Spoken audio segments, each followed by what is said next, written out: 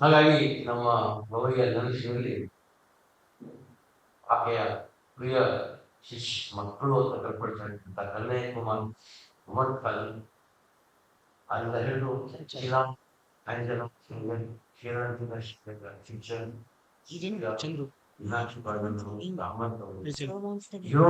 ಶರ್ಮಿಳಾ ಈ ಕಾರ್ಯಕ್ರಮಕ್ಕೋಸ್ಕರನೇ ಒಂದ್ಸತಿ ಅವರು ಬಂದಿದ್ರು. ಹಾಗೆಯೇ ಪ್ರಕಾಶ್ ರಾಜ್ ಅವರು, ಚೇತನ್ ಅಹಿಂಸಾ ಅವರು, ಈ ನಾಡಿನ ಬಹಳ ದೊಡ್ಡ ಪ್ರತಿರೋಧದ ಧ್ವನಿಯಾಗಿದ್ದಂಥ ರವೀಶ್ ಕುಮಾರ್ ಅವರಿಗೆ ನಾವು ಗೌರಿ ಮೆಮೋರಿಯಲ್ ಸ್ಮಾರಕದ ಒಂದು ಸನ್ಮಾನವನ್ನು ಕೂಡ ಭಾಳ ಹಿಂದೆ ಮಾಡಿದ್ವಿ. ಹೋದ ಒಂದು ವರ್ಷದ ಹಿಂದೆ ಮಾನ್ಯ ಮುಖ್ಯಮಂತ್ರಿ ಸಿದ್ದರಾಮಯ್ಯ ಅವರು ಕೂಡ ಈ ಸಮಾರಂಭದಲ್ಲಿ ಭಾಗವಹಿಸಿದರು. ಹೀಗೆ ಈ ದಿನವನ್ನು ನಾವು ಇವತ್ತಿನ ಆಗುಹೋಗುಗಳ ಒಂದು ವಿಶ್ಲೇಷಣೆಯನ್ನು ಮಾಡುವ ಉದ್ದೇಶದಿಂದ ಮಾಡ್ತಾ ಬಂದಿದ್ದೀವಿ. ನಾಗಲೇ ಹೇಳ್ದಂಗೆ ಇವತ್ತು ಇನ್ನೂ ಅವನತಿಯನ್ನು ಹೊಂದಿದೆ. ನಾವು ಬೇರೆ ದೇಶಕ್ಕೆ ಹೋಲಿಸಿದ್ರೆ ಭಾಳ ದೊಡ್ಡ ಡೆಮಾಕ್ರಸಿ ಅಂತ ಕರ್ಕೊಳ್ತೀವಿ. ಅದು ಕೇವಲ ಚುನಾವಣೆಗೆ ಮಾತ್ರ ಮೀಸಲಾಗ್ತಾ ಇದೆ. 2 ಚುನಾವಣೆಗಳ ಮಧ್ಯದಲ್ಲಿ ಏನಾಗ್ತಾ ಇದೆ ಅನ್ನೋದ್ರ ಬಗ್ಗೆ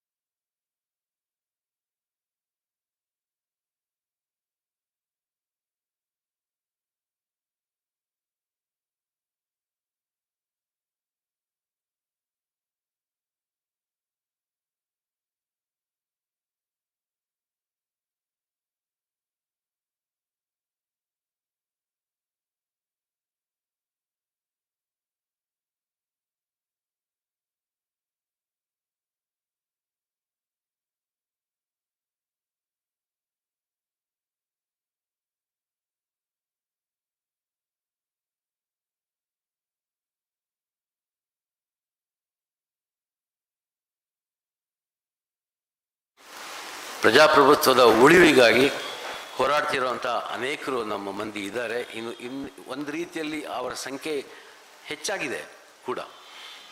ಅವರೆಲ್ಲ ಬೇರೆ ಬೇರೆ ಗ್ರೂಪ್ಗಳಲ್ಲಿ ಇರ್ಬೋದು, ಆದರೆ ಆ ಧ್ವನಿ ಕೂಡ ಹೆಚ್ಚಾಗಿದೆ. ಆ ಧ್ವನಿಗಳಲ್ಲಿ ಒಬ್ಬರು ಇವತ್ತು ನಮ್ಮ ಉದ್ದೇಶಿಸಿ ಮಾತಾಡ್ತಿರೋಂಥ ಶ್ರೀ ಸಂಜಯ್ ಹೆಗ್ಡೆ ಅವರು. ಅವರಿಗೆ ನಾನು ಎಲ್ಲರ ಪರವಾಗಿ, ಗೌರಿ ಟ್ರಸ್ಟ್ ಪರವಾಗಿ ಆಹ್ವಾನಿಸ್ತೇನೆ. ಅವರ ಜೊತೆಯಲ್ಲಿ ಅವರ ಶ್ರೀಮತಿಯವರು ಬಂದಿದ್ದಾರೆ. ಮೇಡಮ್, ನಿಮಗೂ ಸ್ವಾಗತ, ನಮಸ್ಕಾರ. ಹೆಗ್ಡೆ ಅವರು ಮಣಿಪಾಲ್ನವರೇನೆ.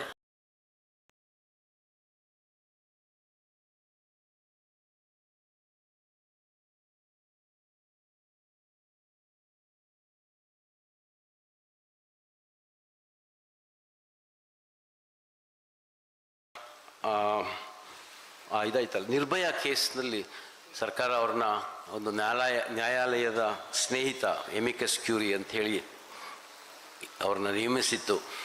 ಅದರ ಅರ್ಥ ಅವರು ಯಾವ ಪಕ್ಷಕ್ಕೂ ಸೇರದೆ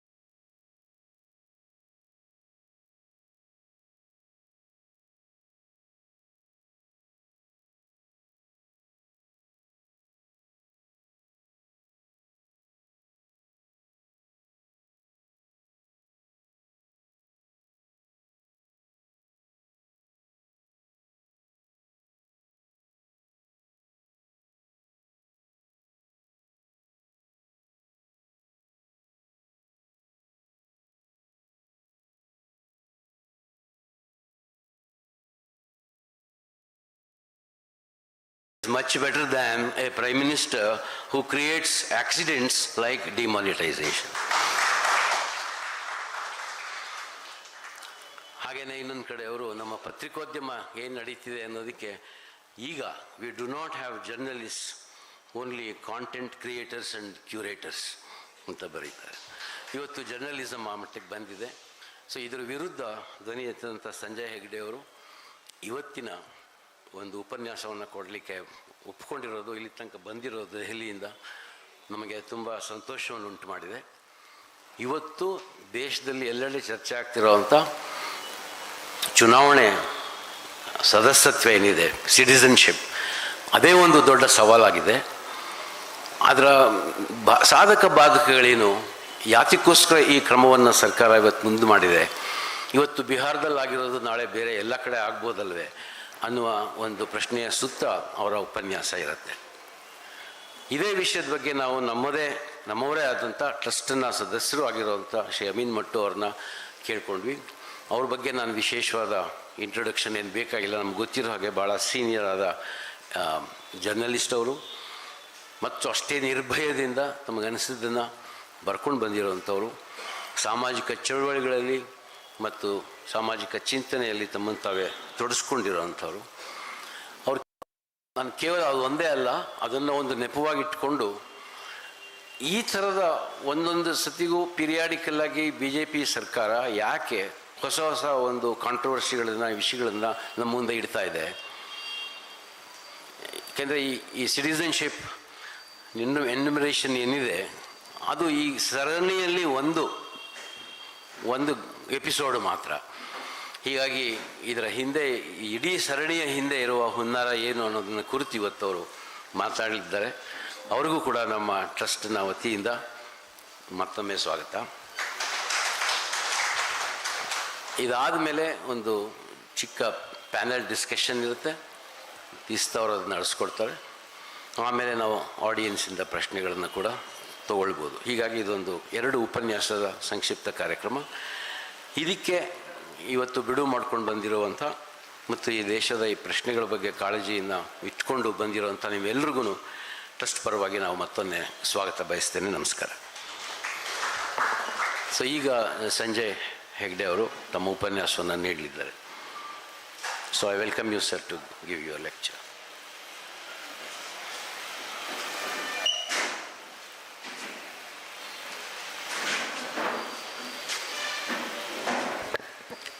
ಕವಿತಾ, ಈಶಾ, ತೀಸ್ತಾ, ನಿಮ್ಮೆಲ್ಲರಿಗೂ ನಮಸ್ಕಾರ.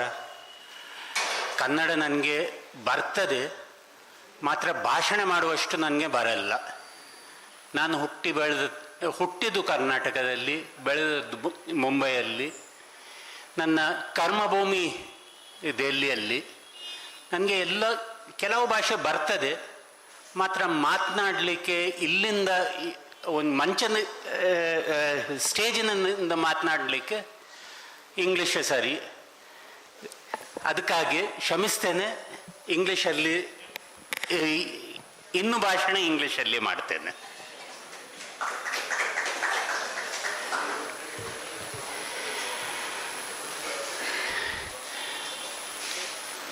We gather tonight on the day after the anniversary of Gauri Lankesh's assassination. Let me begin not with sorrow, but with memory.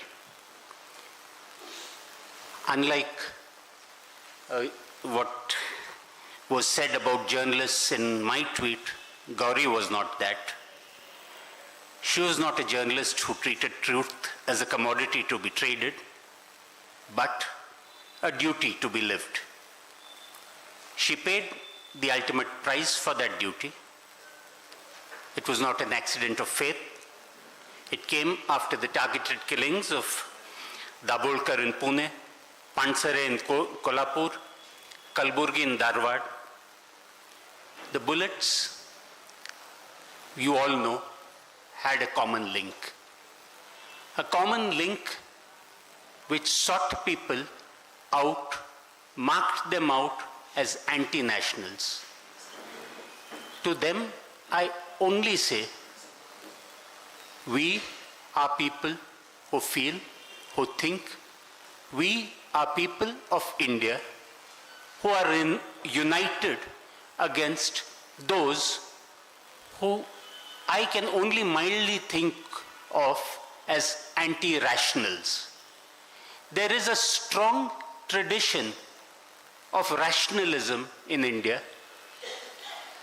The tradition of Dabolkar, Pansare, Kalburgi, Gauri, and all of us here, and so many of us who have joined online and who all were citizens of a tradition that began much before any little organization that was formed about 100 years ago and which is celebrating its century this year. The question today is democracy in danger? And this is being asked about in the context of the Bihar special revision. And the question is of why should a special revision with regard to citizenship cause so much anxiety, cause so many questions? And that is what the Election Commission of India says. Look, what are we saying? 324 of the Constitution of India allows us to conduct elections, requires us to conduct elections among the citizens of India to determine the government of India. And if we start looking for proof of citizenship, and we tell you that, look, Aadhaar is not a proof of citizenship, that is what the Aadhaar Act says, that we require citizenship to be in a certain fashion, then what is the problem? For the Election Commission of India, and for those of us who are here, those of us who are watching, let me explain to you exactly what the problem is. And to go into that, one needs to go into the history of how our citizenship provisions came about. Who is a citizen of India? And in what context have we now seeking to redefine that citizenship? You see, in August 1947 was the first time that people of the subcontinent ever had the idea that they were now citizens, that they'd ceased to be subjects of His Majesty the Emperor or His Majesty the Maharaja of so-and-so, or of any tribal ruler or anything like that. We had come out of the throes of a partition. We were inheritors of a large landmass which was disunited with about 500 little kingdoms and principalities all over. And we were knitting everything together into, for the first time, a modern nation. Please look at it. There were two dominions that achieved freedom on 15th of August 1947. And at that point of time, we had a constituent assembly which had elected members from both dominions. That constituent assembly also was partitioned. When the members of the area which went away sat down to write a constitution for that part of the subcontinent, the members who stayed on the Indian side, they began writing a constitution for free India. And in 2 years, they came out with that document, which today we proudly live by, which we proudly brandish. And our neighbors never got down to actually writing a constitution at that point of time. They went with one constitutional order or the other.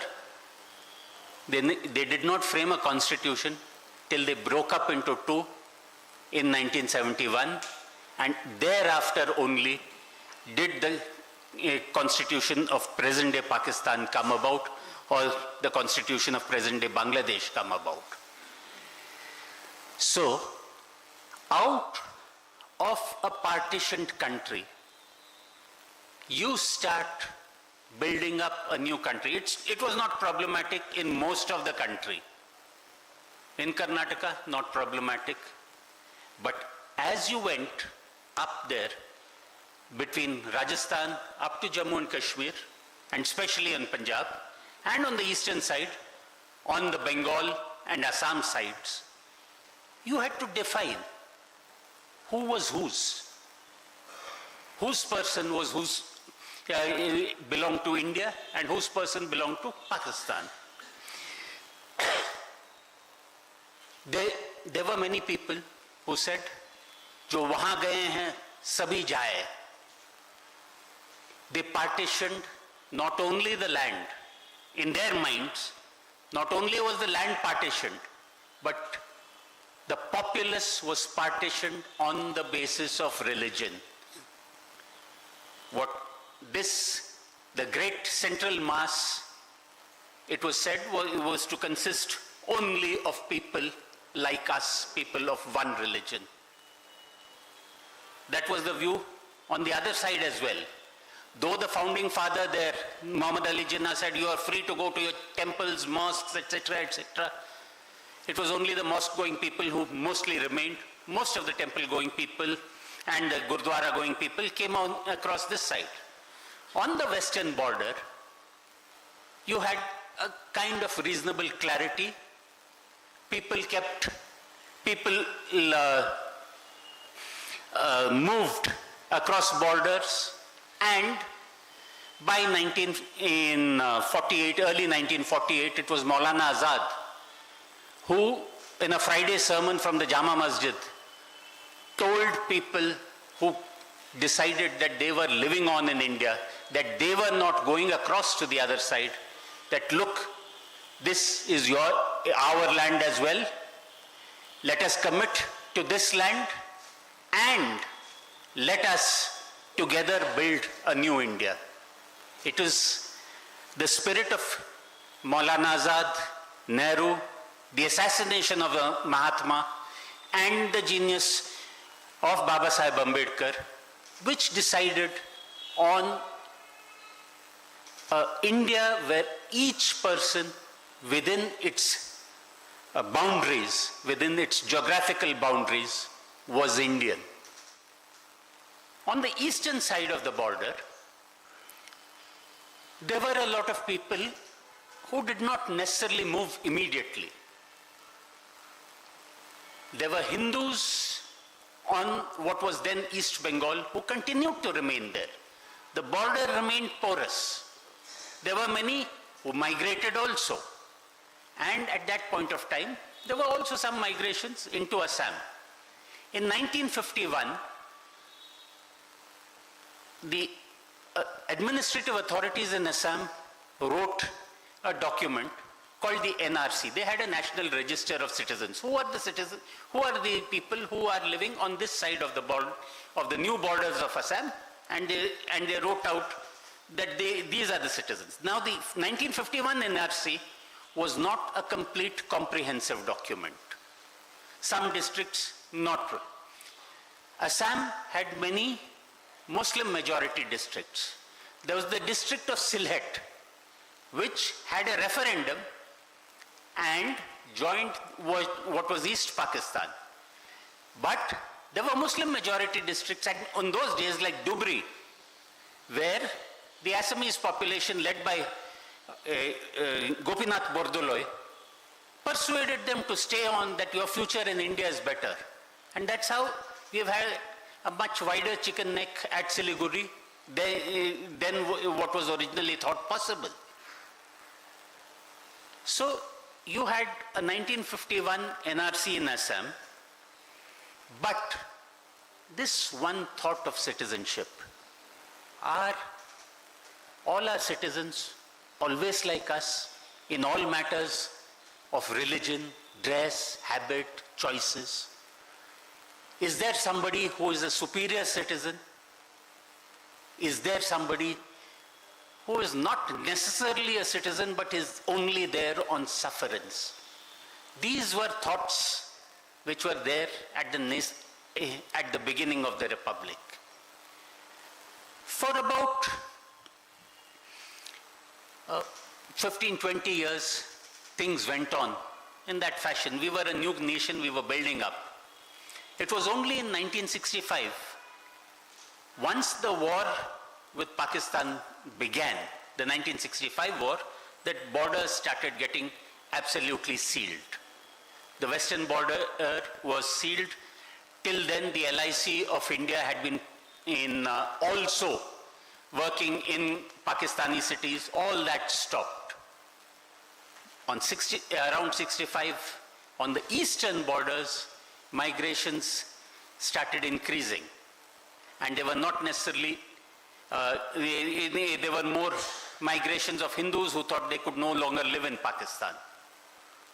Then came the 71 war.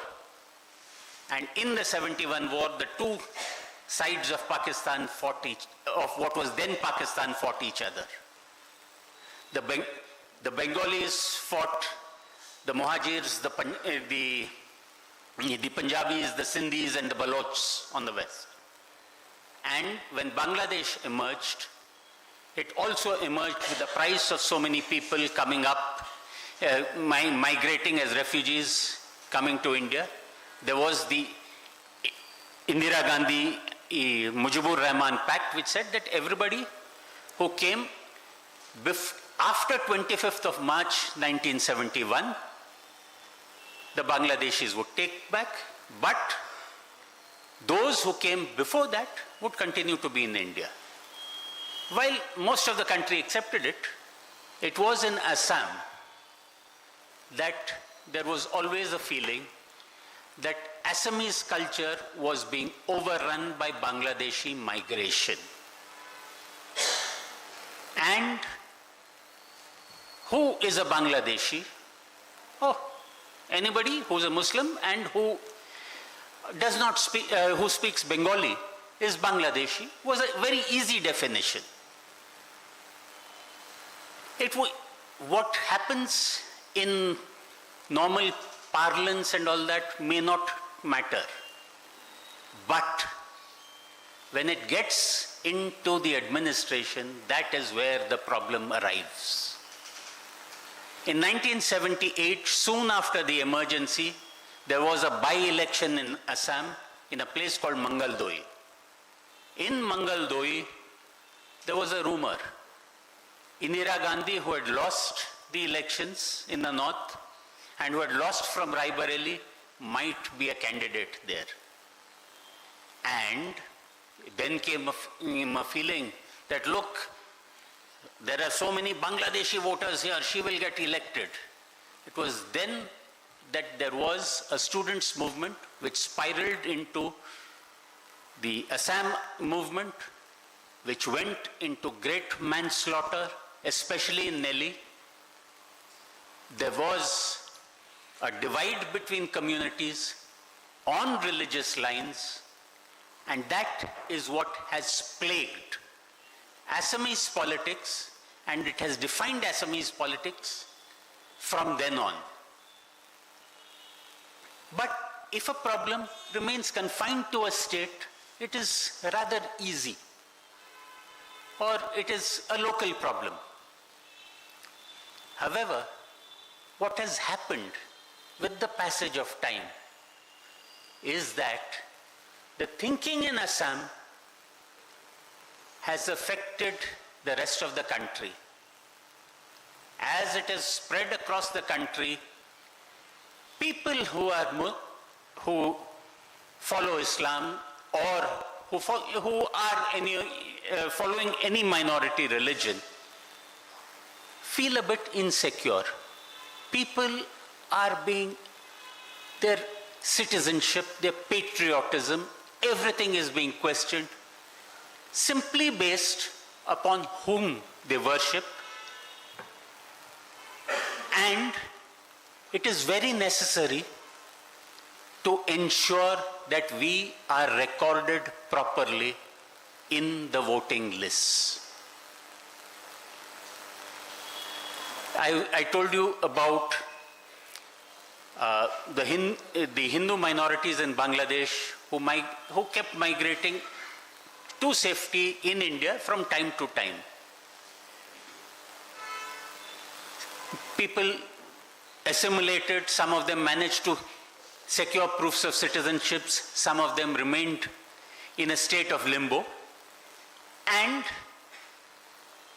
the Citizenship Amendment Act was launched to say that we will give citizenship to everyone who are minorities from various countries in the neighborhood, and they specifically named communities without, and specifically omitted Muslims from those countries from getting citizenship under the Citizenship Amendment Act. That is when the CAA protests broke out, because ultimately, over a period of 65 years of constitutional working,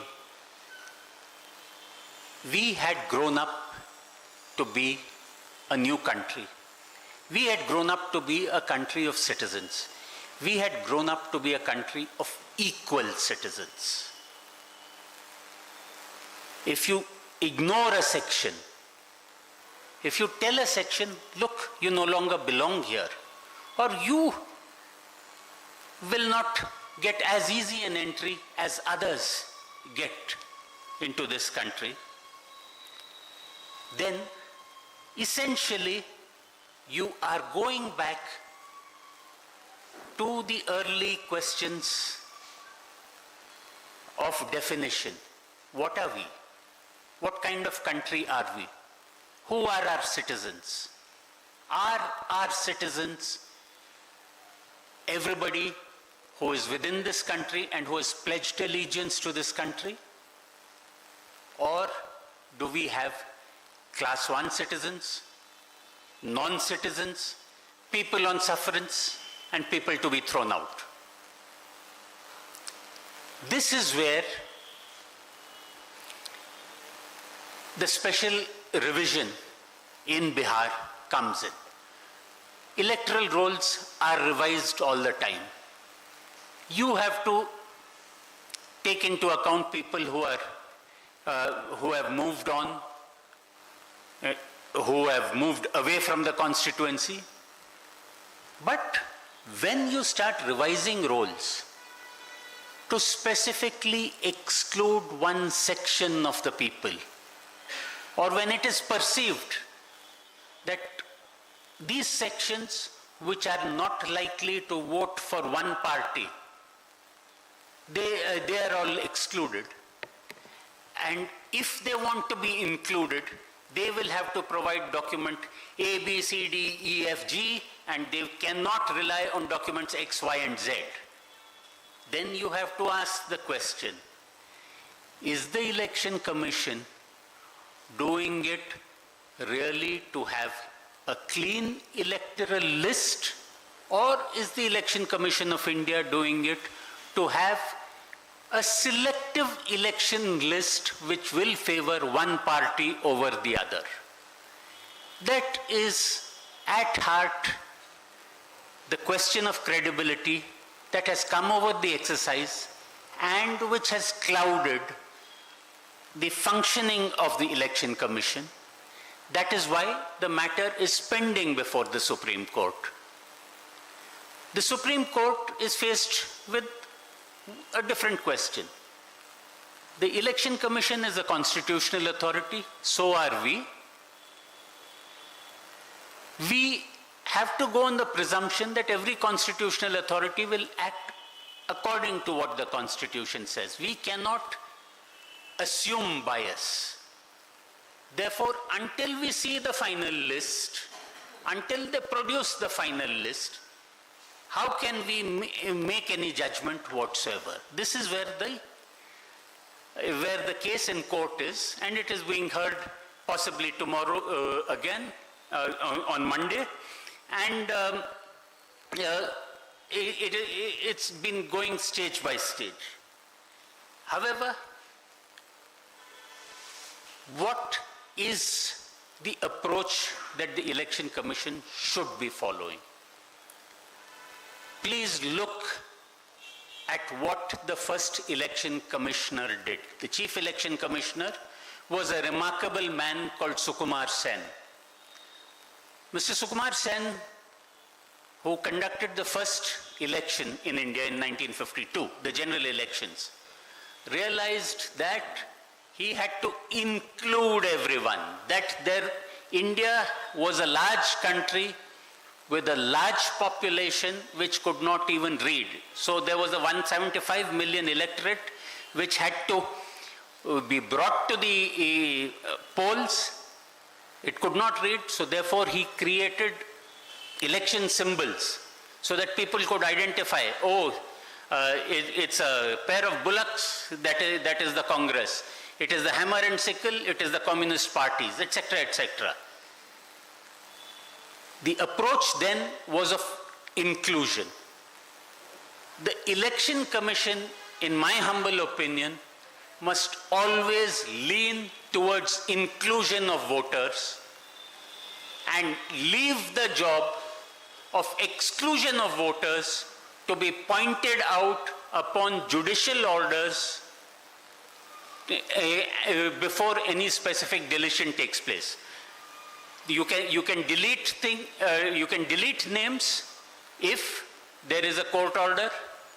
You can delete names if there is proof provided to you that such and such person no longer is alive, or that such and such person has moved to another constituency and is registered there. An election commission which is bent upon excluding people is bound to necessarily have such grave errors of omission that will end up in disenfranchisement of a major portion of society which is poor, which is undocumented, and which cannot then come back into the electoral process. Now, why is the credibility of the Election Commission so important in a democracy? Let me tell you a story. Towards the end of 1976, both India and Pakistan were due for elections. Zulfikar Ali Khan Bhutto in Pakistan and Indira Gandhi in India. Bhutto went first. He rigged the elections, won the elections, and the joke in Pakistan was that a message has come from Indira Gandhi: you can have Kashmir, but please send us your chief election commissioner. Indira Gandhi went next. We had fair elections. It was the emergency elections. She lost the elections. However, what happened thereafter? Bhutto was overthrown by somebody who said that I will have fresh elections in 90 days. General Ziaul Haq, who took over, went on as a military dictator for nearly 12 years until he died in an air crash. Indira Gandhi, who lost the elections, came back to power after 3 years. Pakistan, what remained of Pakistani democracy, never really came back from that element of military rule out there. Indian democracy, with all its flaws, has still continued. From his death cell, Zulfikar Ali Khan Bhutto said that India is more heterogeneous than Pakistan. but yet it is kept alive by the noise and chaos of its democracy. What was the difference between the two? The difference between the two was an election commission that was trusted, an electorate that worked. Today, as we look at all these slogans, "Aayega to ye hi," vote anyone, but ultimately there will be only one result. If the election commission acts in a partisan manner, does not care for its credibility, goes on press conferences and condemns only one side, then the public sees only evidence of a possibly fixed match. This is the true danger that Indian democracy is facing, that the Election Commission is oblivious of, and which becomes our job as citizens to loudly stand up and insist that we want free and fair elections under an independent and impartial election commission. So far, what we've had is election commissioners who have come on and who have largely been faceless, except for Mr. T.N. Seshan. We've had election commissioners who have presided over elections which were by and large free and fair. But over the past few years, especially after the Supreme Court said that, please, in the selection of election commissioners, let the Chief Justice also be there, let the Prime Minister and the leader of the opposition, the three people decide. And then the government says, no, it will be 2:1. Whoever the government decides as his nominee will be the election commissioner. That is where all these doubts have begun. I have told you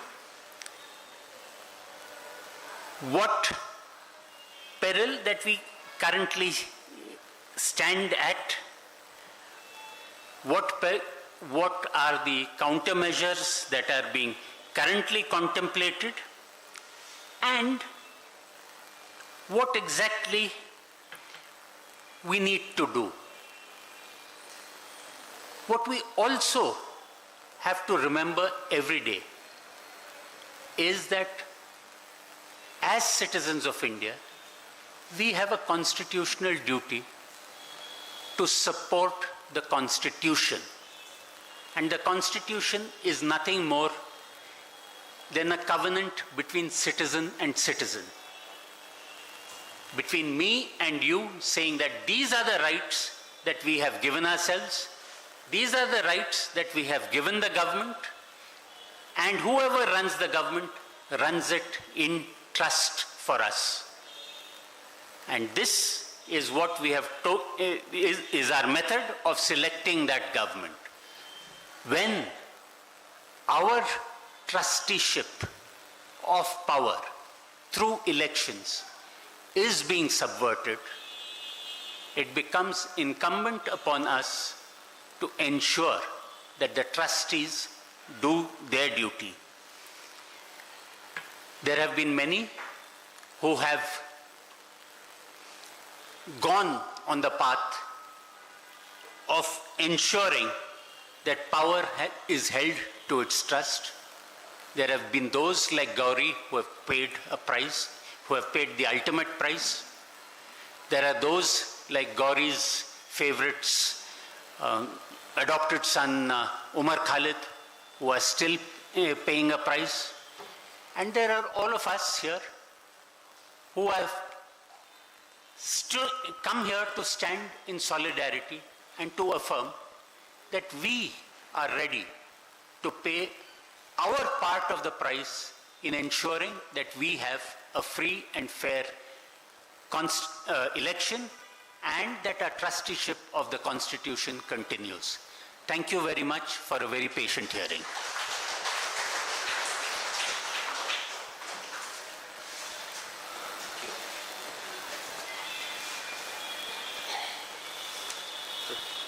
Thank you very much for a very detailed historical account of how the whole idea of election commission and democracy emerged in India and what's the status that it has, or the condition it has reached now. ಈಗ ನಮ್ಮ ಇನ್ನೊಂದು ಉಪನ್ಯಾಸ ಕೇಳಿ ಅದಾದ ಮೇಲೆ ಒಂದು ಸಂವಾದವನ್ನು ಇಟ್ಕೊಳ್ಳೋಣ ಅಂತ ಅಂದ್ಕೊಂಡಿದ್ದೀವಿ ನಾವು. ಸೊ ಈಗ ಅಮೀನ್ ಮಟ್ಟು ಅವರು ಮಾತಾಡಬೇಕು ಅಂತ ಕೇಳ್ಕೊತೀನಿ.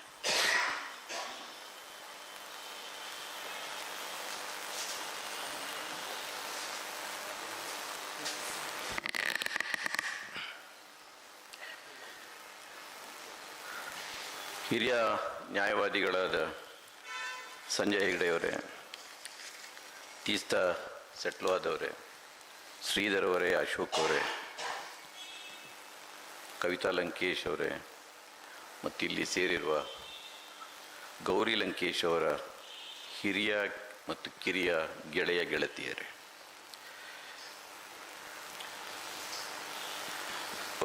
ಈ ವಿಷಯಕ್ಕೆ ಬಗ್ಗೆ ಮಾತಾಡೋ ಮೊದಲು ಒಂದೆರಡು ಮಾತುಗಳನ್ನು ಗೌರಿ ಬಗ್ಗೆ ಮಾತನಾಡಬೇಕಾಗುತ್ತೆ ನಾನು ಅನ್ನಿಸ್ತದೆ ನನಗೆ.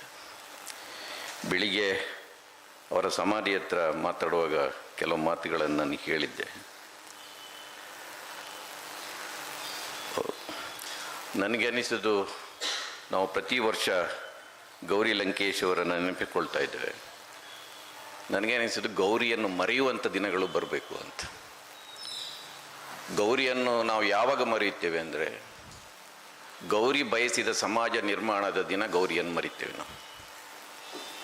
ಸಂವಿಧಾನದ ಆಶಯಗಳಿಗೆ ಅನುಗುಣವಾಗಿ ಈ ಸರ್ಕಾರ ಕೆಲಸ ಮಾಡಿದಾಗ ಸಮಾನತೆ, ಸೌಹಾರ್ದತೆ, ಸ್ವಾತಂತ್ರ್ಯ ಎಲ್ರಿಗೂ ಸಿಕ್ಕ ದಿನ ಬಹುಶಃ ಅದರ ನಂತರ ನಮಗೆ ಗೌರಿ ಅಗತ್ಯ ಇರುವುದಿಲ್ಲ. ಅದರ ನಂತರ ನಮಗೆ ಬುದ್ಧ, ಬಸವ, ಗಾಂಧಿ, ಅಂಬೇಡ್ಕರ್ ಯಾರ ಅಗತ್ಯವೂ ಇರುವುದಿಲ್ಲ. ಆಮೇಲೆ ಅವರು ನೆನಪು ಮಾಡಬೇಕಾದ ಅಗತ್ಯ ಇಲ್ಲ, ಅವರು ಕೂಡ ನೆನಪು ಮಾಡಬೇಕಂತ ಬಯಸಿರ್ಲಿಕ್ಕಿಲ್ಲ ಅಂತ ತಿಳ್ಕೊಂಡೆ ನಾನು. ಆದರೆ ದುರಂತ ಏನಂದರೆ, ವರ್ಷದಿಂದ ವರ್ಷಕ್ಕೆ ಇವರೆಲ್ಲರ ಜೊತೆ ಗೌರಿ ಮತ್ತೆ ಮತ್ತೆ ಹೆಚ್ಚು ನೆನಪಾಗ್ತಾರೆ. ಯಾಕೆಂದರೆ ಗೌರಿ ತಾನು ಬದುಕಿದ್ದಾಗ ಯಾವ ಆತಂಕದ ಭವಿಷ್ಯವನ್ನು ನಿರೀಕ್ಷೆ ಮಾಡಿದ್ರು, ಯಾಕಾಗಿ ಅವರು ಅಷ್ಟೊಂದು ಆತಂಕದಿಂದ ಇದ್ದರು, ಅದು ಇವತ್ತೆಲ್ಲವೂ ನಿಜವಾಗ್ತಾ ಇದೆ.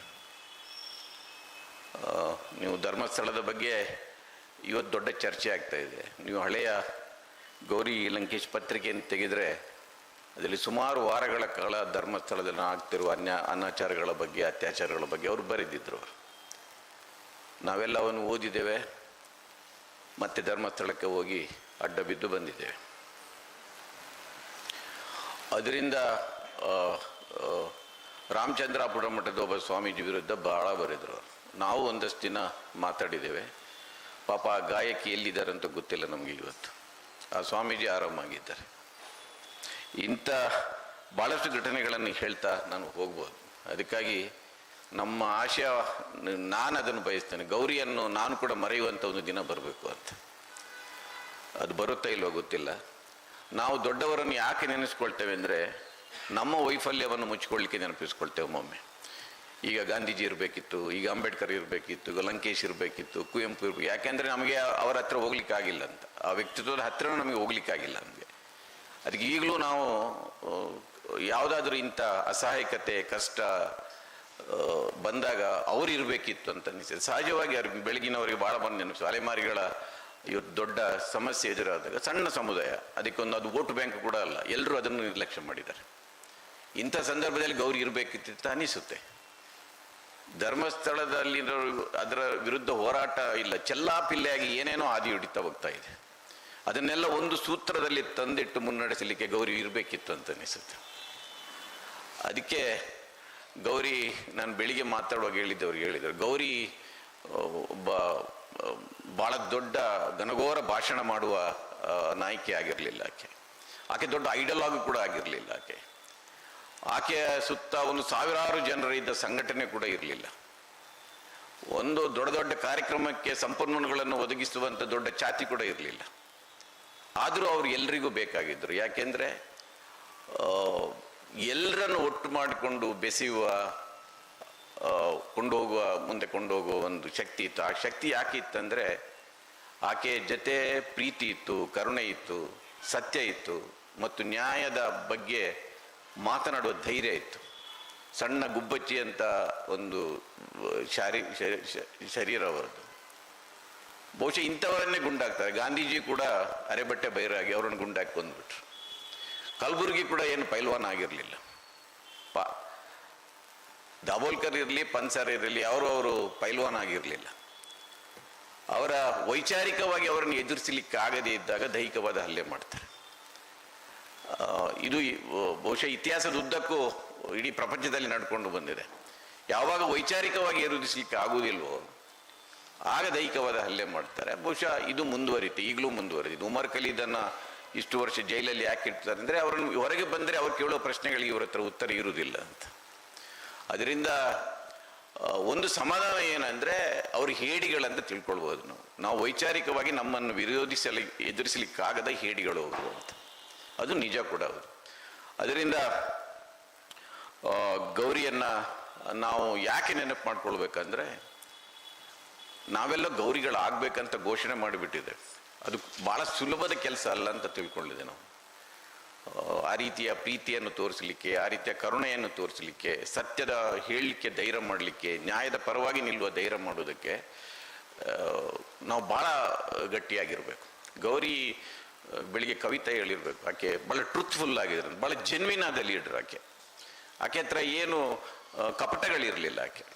ಅದರಿಂದ ಯಾರೂ, ನಾನು ಬೆಳಿಗ್ಗೆ ಹೇಳ್ತಾ ಇದ್ದೆ, ಮುಖ್ಯಮಂತ್ರಿಯನ್ನು ಕೂಡ ಚರ್ಚೆಯ ಟೇಬಲ್ಗೆ ಎಳ್ಕೊಂಡು ಬರುವ ಸಾಮರ್ಥ್ಯ ಇತ್ತು. ಕಾಡಿನಲ್ಲಿದ್ದ ನಕ್ಸಲರನ್ನು ಕೂಡ ಎಳೆದುಕೊಂಡು ಅವರ ಮನ ಪರಿವರ್ತನೆ ಮಾಡೋ ತಾಕತ್ತು ಆಕೆಗಿತ್ತು. ಇದು ಬಹುಶಃ ಗೌರಿಯ ವೈಶಿಷ್ಟ್ಯ ಅಂತ ನಾನು ತಿಳ್ಕೊಂಡಿದ್ದೇನೆ. ಅದರಿಂದ ಇದನ್ನು ನೆನಪಿಟ್ಕೊಂಡು ಹೋರಾಟಗಾರರು ಎಲ್ಲರೂ ಕೂಡ ನಾವು ಸಮಾಜದ ನಿರ್ಮಾಣಕ್ಕೆ ತುಡಿಯುವಂತ ನಾವೆಲ್ಲರೂ ಕೂಡ ನಮ್ಮ ಮುಂದಿನ ಹೆಜ್ಜೆಗಳನ್ನು ಇಡಬೇಕಂತ ನನಗೆ ಬಯಸುತ್ತೆ. ಇದು ನಿಮಗೆ ಹೇಳೋದಲ್ಲ, ನನಗೆ ನಾನೇ ಹೇಳ್ಕೊಳ್ಳೋದು, ನಮಗೆ ನಾವೇ ಹೇಳ್ಕೊಳ್ಬೇಕಾಗಿರೋದು ಅಂತ ನಾನು ತಿಳ್ಕೊಂಡಿದ್ದೆ. ಇನ್ನು ನನಗೆ ಈ ಚುನಾವಣಾ ವಿಷಯದ ಬಗ್ಗೆ ಮಾತಾಡಲಿಕ್ಕೆ ಹೇಳಿದ್ದಾರೆ. ಬಿಹಾರದಲ್ಲಿ ಏನು ನಡೀತಾ ಇದೆ, ನಾನು ಬೆಳಿಗ್ಗೆ ಹೇಳಿದೆ, ನಾನು ಬಿಹಾರದಲ್ಲಿ ಏನು ನಡೀತಾ ಇದೆ, ಕರ್ನಾಟಕ ಮಹದೇವಪುರದಲ್ಲಿ ಏನು ನಡೀತಾ ಇದೆ, ರಾಜರಾಜೇಶ್ವರಿ ನಗರದಲ್ಲಿ ಏನು ನಡೀತಾ ಇದೆ, ಬಹುಶಃ ಇದರ ಬಗ್ಗೆ ಎಲ್ರಿಗೂ ಗೊತ್ತಿದೆ, ನಾವು ಮಾತನಾಡೋ ಅಗತ್ಯ ಇಲ್ಲ ಅಂತ ನಾನು ತಿಳ್ಕೊಂಡಿದ್ದೆ.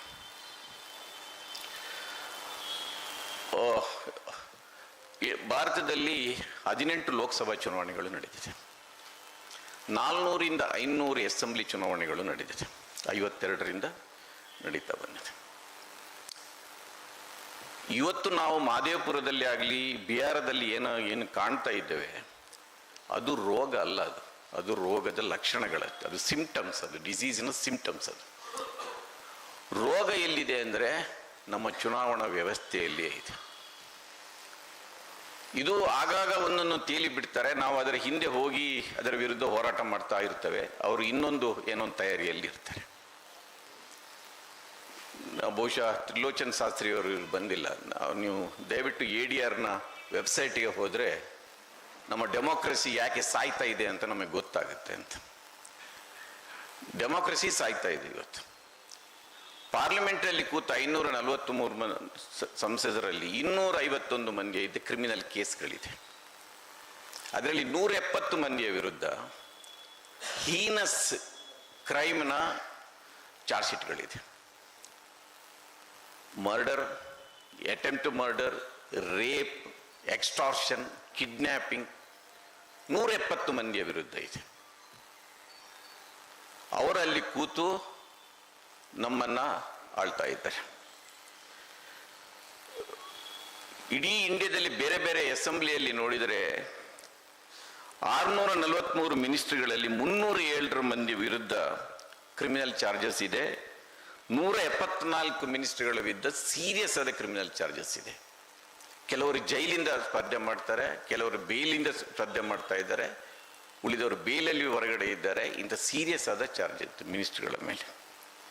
ಭಾಳ ಇಂಟ್ರೆಸ್ಟಿಂಗ್ ADR ರಿಪೋರ್ಟಲ್ಲಿ ಇದೆ, ದಯವಿಟ್ಟು ಎಲ್ಲರೂ ಅದನ್ನು ಓದಬೇಕು. ಬಹುಶಃ ಆ ತಿಳುವಳಿಕೆ ನಮ್ಗೆ ಬರಬೇಕು.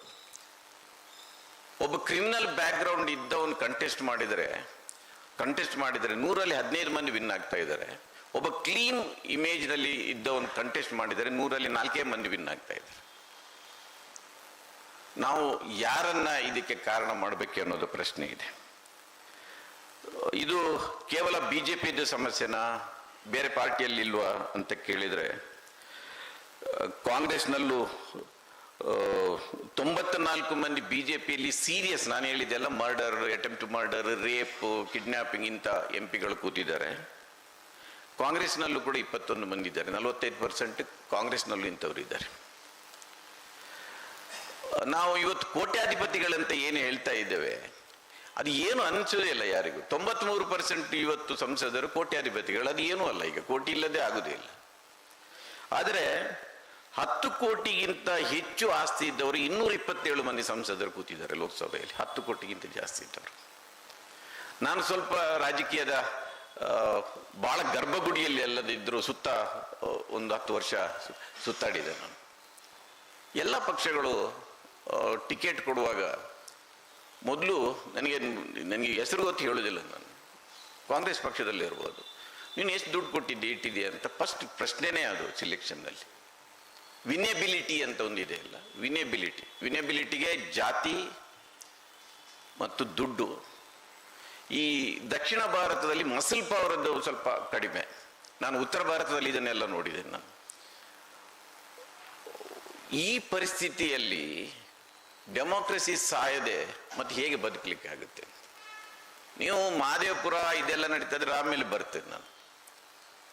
ನೀವು ಮೊದಲ ಚುನಾವಣೆ ಈ ದೇಶದ ಹಿಡಿದು ಇವತ್ತಿನ ಚುನಾವಣೆಯವರೆಗೆ, ಈಗ ಅಸೆಂಬ್ಲಿಯಲ್ಲಿ ಆಯ್ಕೆಯಾದ MLAಗಳಿರಲಿ, ಇಲ್ಲದ್ರೆ ಲೋಕಸಭೆಯಲ್ಲಿ ಆರಿಸಿ ಬಂದ ಸಂಸದರಿರಲಿ, ಯಾರಾದರೂ ಒಬ್ಬರು ಎದೆ ಮೇಲೆ ಕೈ ಇಟ್ಟು ನಾನು ಚುನಾವಣಾ ಆಯೋಗದ ಎಲ್ಲ ನಿಯಮಗಳನ್ನು ಪಾಲನೆ ಮಾಡಿ ಗೆದ್ದು ಬಂದಿದ್ದೇನೆ ಅಂತ ಹೇಳಲಿಕ್ಕೆ ಸಾಧ್ಯನಾ ಅಂತ?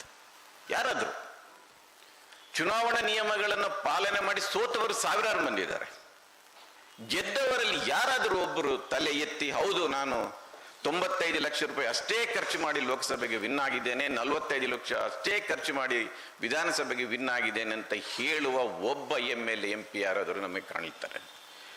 ಅಂಥವ್ರು ಸಿಗದಿದ್ರೆ ಮತ್ತೆ ಚುನಾವಣಾ ಆಯೋಗ ರೋಗಗ್ರಸ್ತ ಆಗದೆ ಮತ್ತೆ ಏನಿದೆ ಅಂತ ಪ್ರಶ್ನೆ. ನಾನು ಉತ್ತರ ಪ್ರದೇಶದಲ್ಲಿ 3 ವಿಧಾನಸಭಾ ಚುನಾವಣೆ ಅಡ್ಡಾಡಿದ್ದೇನೆ, ಬಿಹಾರದಲ್ಲಿ 2 ವಿಧಾನಸಭೆ 2 ಲೋಕಸಭಾ ಚುನಾವಣೆ ಅಡ್ಡಾಡಿದ್ದೇನೆ, ಮಧ್ಯಪ್ರದೇಶ, ರಾಜಸ್ಥಾನ, ಗುಜರಾತ್, ಹೆಚ್ಚು ಕಡಿಮೆ 10-25 ಅಸೆಂಬ್ಲಿ ಇಲೆಕ್ಷನ್ಗಳನ್ನು ಉತ್ತರ ಭಾರತದಲ್ಲಿ ಕವರ್ ಮಾಡಿದ್ದೇನೆ. ಅದನ್ನು ನೋಡಿದರೆ ಡೆಮಾಕ್ರಸಿ ಒಂದು ಫಾರ್ಸ್ ಅಂತ ಅನಿಸುತ್ತೆ. ಉತ್ತರ ಭಾರತದ UPನಲ್ಲಿ ಹೋದವರಿಗೆ ಗೊತ್ತಿದೆ, ಗೋರಖ್ಪುರದಿಂದ ವಾರಣಾಸಿವರೆಗೆ ಈ ಬೆಲ್ಟ್ ಇದೆ ಅಲ್ಲ, ಅಲ್ಲಿ ಸರ್ಕಾರನೇ ಇರುವುದಿಲ್ಲ. ನಾನು ಕುಂಡಕ್ಕೆ ಹೋಗಿದ್ದೆ, ಪ್ರತಾಪ್ ಬಯ್ಯನೇ ಇದ್ದಿದ್ದು. ಅವನು ಇಂಡಿಪೆಂಡೆಂಟ್ನಾಗ ಕಂಟೆಸ್ಟ್ ಮಾಡಿದ್ದ.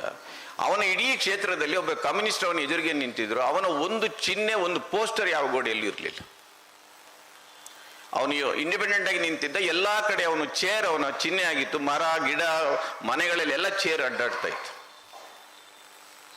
ಗಾಜಿಪುರದಲ್ಲಿ ಒಂದು ಇಲೆಕ್ಷನ್ ಹೋಗಿದ್ದೆ ನಾನು, ಮತದಾನ. ಒಂದು ಹೆಣ್ಮಗಳು, ಒಂದು ಅಜ್ಜಮ್ಮ ಮುದುಕಿ ಆ ಮತಪೆಟ್ಟಿಗೆಯನ್ನು ನೋಡಿ ಗಳಗಳನೆ ಅಳ್ತಾ ಇದೆ. ಯಾಕಂದ್ರೆ ಅವರು ಲೈಫ್ನಲ್ಲಿ ಫಸ್ಟ್ ಟೈಮ್ ವೋಟ್ ಆಗ್ತಾ ಇದ್ದಾರೆ. ಇಂಥ ಚಿತ್ರ ಇಲ್ಲಿ ಇಲ್ಲದೆ ಇದ್ರೂ ಕೂಡ ಫ್ರೀಯಾಗಿ ಫೇರ್ ಆಗಿ ಸ್ವತಂತ್ರ ಭಾರತದಲ್ಲಿ ನನ್ನ ಪ್ರಕಾರ ಎಲ್ಲ ನಿಯಮಗಳನ್ನು ಪಾಲನೆ ಮಾಡಿ ಯಾವುದೇ ಇಲೆಕ್ಷನ್ ನಡೆದಿಲ್ಲ. ಅದರಿಂದ ಇವತ್ತು ಬಿಹಾರದಲ್ಲಿ ಏನಾಗ್ತಾ ಇದೆ, ಮಹದೇವಪುರದಲ್ಲಿ ಏನಾಗ್ತಾ ಇದೆ, ಹಿಂದೆ ರಾಜರಾಜೇಶ್ವರಿನಲ್ಲಿ ಏನಾಯಿತು ಅಂತ ನೀವು ಹುಡುಕ್ಲಿಕ್ಕೆ ಹೋದರೆ ಎಲ್ಲ ಕಡೆ ಇದರ ಎವಿಡೆನ್ಸ್ಗಳಿದೆ. ಇದು ಎಲ್ಲ ಪಕ್ಷಗಳು ಈಗ ಯಾವತ್ತಾದರೂ ಬಹುಶಃ ಕಮ್ಯುನಿಸ್ಟ್ ಪಾರ್ಟಿಯಲ್ಲಿ ದುಡ್ಡು ಎಷ್ಟು ಇಟ್ಕೊಂಡಿದೆ ಅಂತ ಕೇಳದೆ ಟಿಕೆಟ್ ಕೊಡುವವರಿದ್ದಾರೆ. ಅದಕ್ಕೆ ಅವರು ನಿಧಾನವಾಗಿ ಪ್ರಜಾಪ್ರಭುತ್ವ ಚುನಾವಣಾ ವ್ಯವಸ್ಥೆಯಿಂದ ದೂರ ಹೋಗ್ತಾ ಇದ್ದಾರೆ. ನಿಧಾನ ಹೋಗ್ತಾ ಇದ್ದಾರೆ ಅವರು. ಬಹುಶಃ ಎಲ್ಲಾದರೂ ಉಳ್ಕೊಂಡಿದ್ರೆ ಅವರು ಇದರ ದಾರಿಯಲ್ಲಿ ಇದ್ದಾರೆ ಅಂತ ಲೆಕ್ಕ. ಕೇರಳದ ಬಗ್ಗೆ ಅದರ ಬಗ್ಗೆ ನಾವು ಈಗ ಡೈವರ್ಟ್ ಮಾಡೋದು ಬೇಡ. ಅದರಿಂದ ಚುನಾವಣಾ ವ್ಯವಸ್ಥೆ ಈ ರೋಗ ಬಡಿದಿದೆ. ಇದನ್ನ ಹೇಗೆ ಸುಧಾರಣೆ ಮಾಡುವುದಂತ ನಾವು ಯೋಚನೆ ಮಾಡಬೇಕಾಗಿದೆ. ಅದಕ್ಕಿಂತ ಮೊದಲು ಆಗಲೇ ಮಹದೇವಪುರದ ಬಂತು. ನೀವು ಸರಿಯಾಗಿ ಈ ಚುನಾವಣಾವನ್ನು ಆಯುಧೀಕರಣ ಅಂತ ನಮ್ಮ ವಿಷಯ ಇದೆ. ಆಕ್ಚುಲಿ ಚುನಾವಣೆ ಪ್ರಜಾಪ್ರಭುತ್ವವನ್ನು ಗೆಲ್ಲಿಕ್ಕೆ ಆಯುಧವನ್ನಾಗಿ ಮಾಡಬೇಕು. ಇದು ಪ್ರಜಾಪ್ರಭುತ್ವವನ್ನು ನಾಶ ಮಾಡಲಿಕ್ಕೆ ಆಯುಧ ಆಗ್ತಾ ಇದೆ. ನೀವು ಸನ್ಮಾನ್ಯ ನರೇಂದ್ರ ಮೋದಿಯವರು 2014, 2019, 2024 3 ಇಲೆಕ್ಷನ್ನಲ್ಲಿ ಗೆದ್ದರು. ನೀವು ಬಹಳ ಸೂಕ್ಷ್ಮವಾಗಿ ಗಮನಿಸಿ, ನಾನು ಬೆಳಿಗ್ಗೆ ಹೇಳ್ತೇನೆ, ಕ್ರೊನಾಲಜಿಯಲ್ಲೇ ನೋಡಿ. ನಾನು ನೋಡಿದ್ದೇನೆ ಅದು 2014 ಇಲೆಕ್ಷನ್ ಒಂದು ಸೋಷಿಯಲ್ ಮೀಡಿಯಾದ ಅವನು ಹೇಗೆ ಉಪಯೋಗಿಸ್ಕೊಳ್ಬಹುದು ಅನ್ನೋದನ್ನು ಒಂದು ದೊಡ್ಡ ಧಮಾಕ ಅವರು ಆ ಕಾಲದಲ್ಲಿ ಮಾಡಿದ್ರು.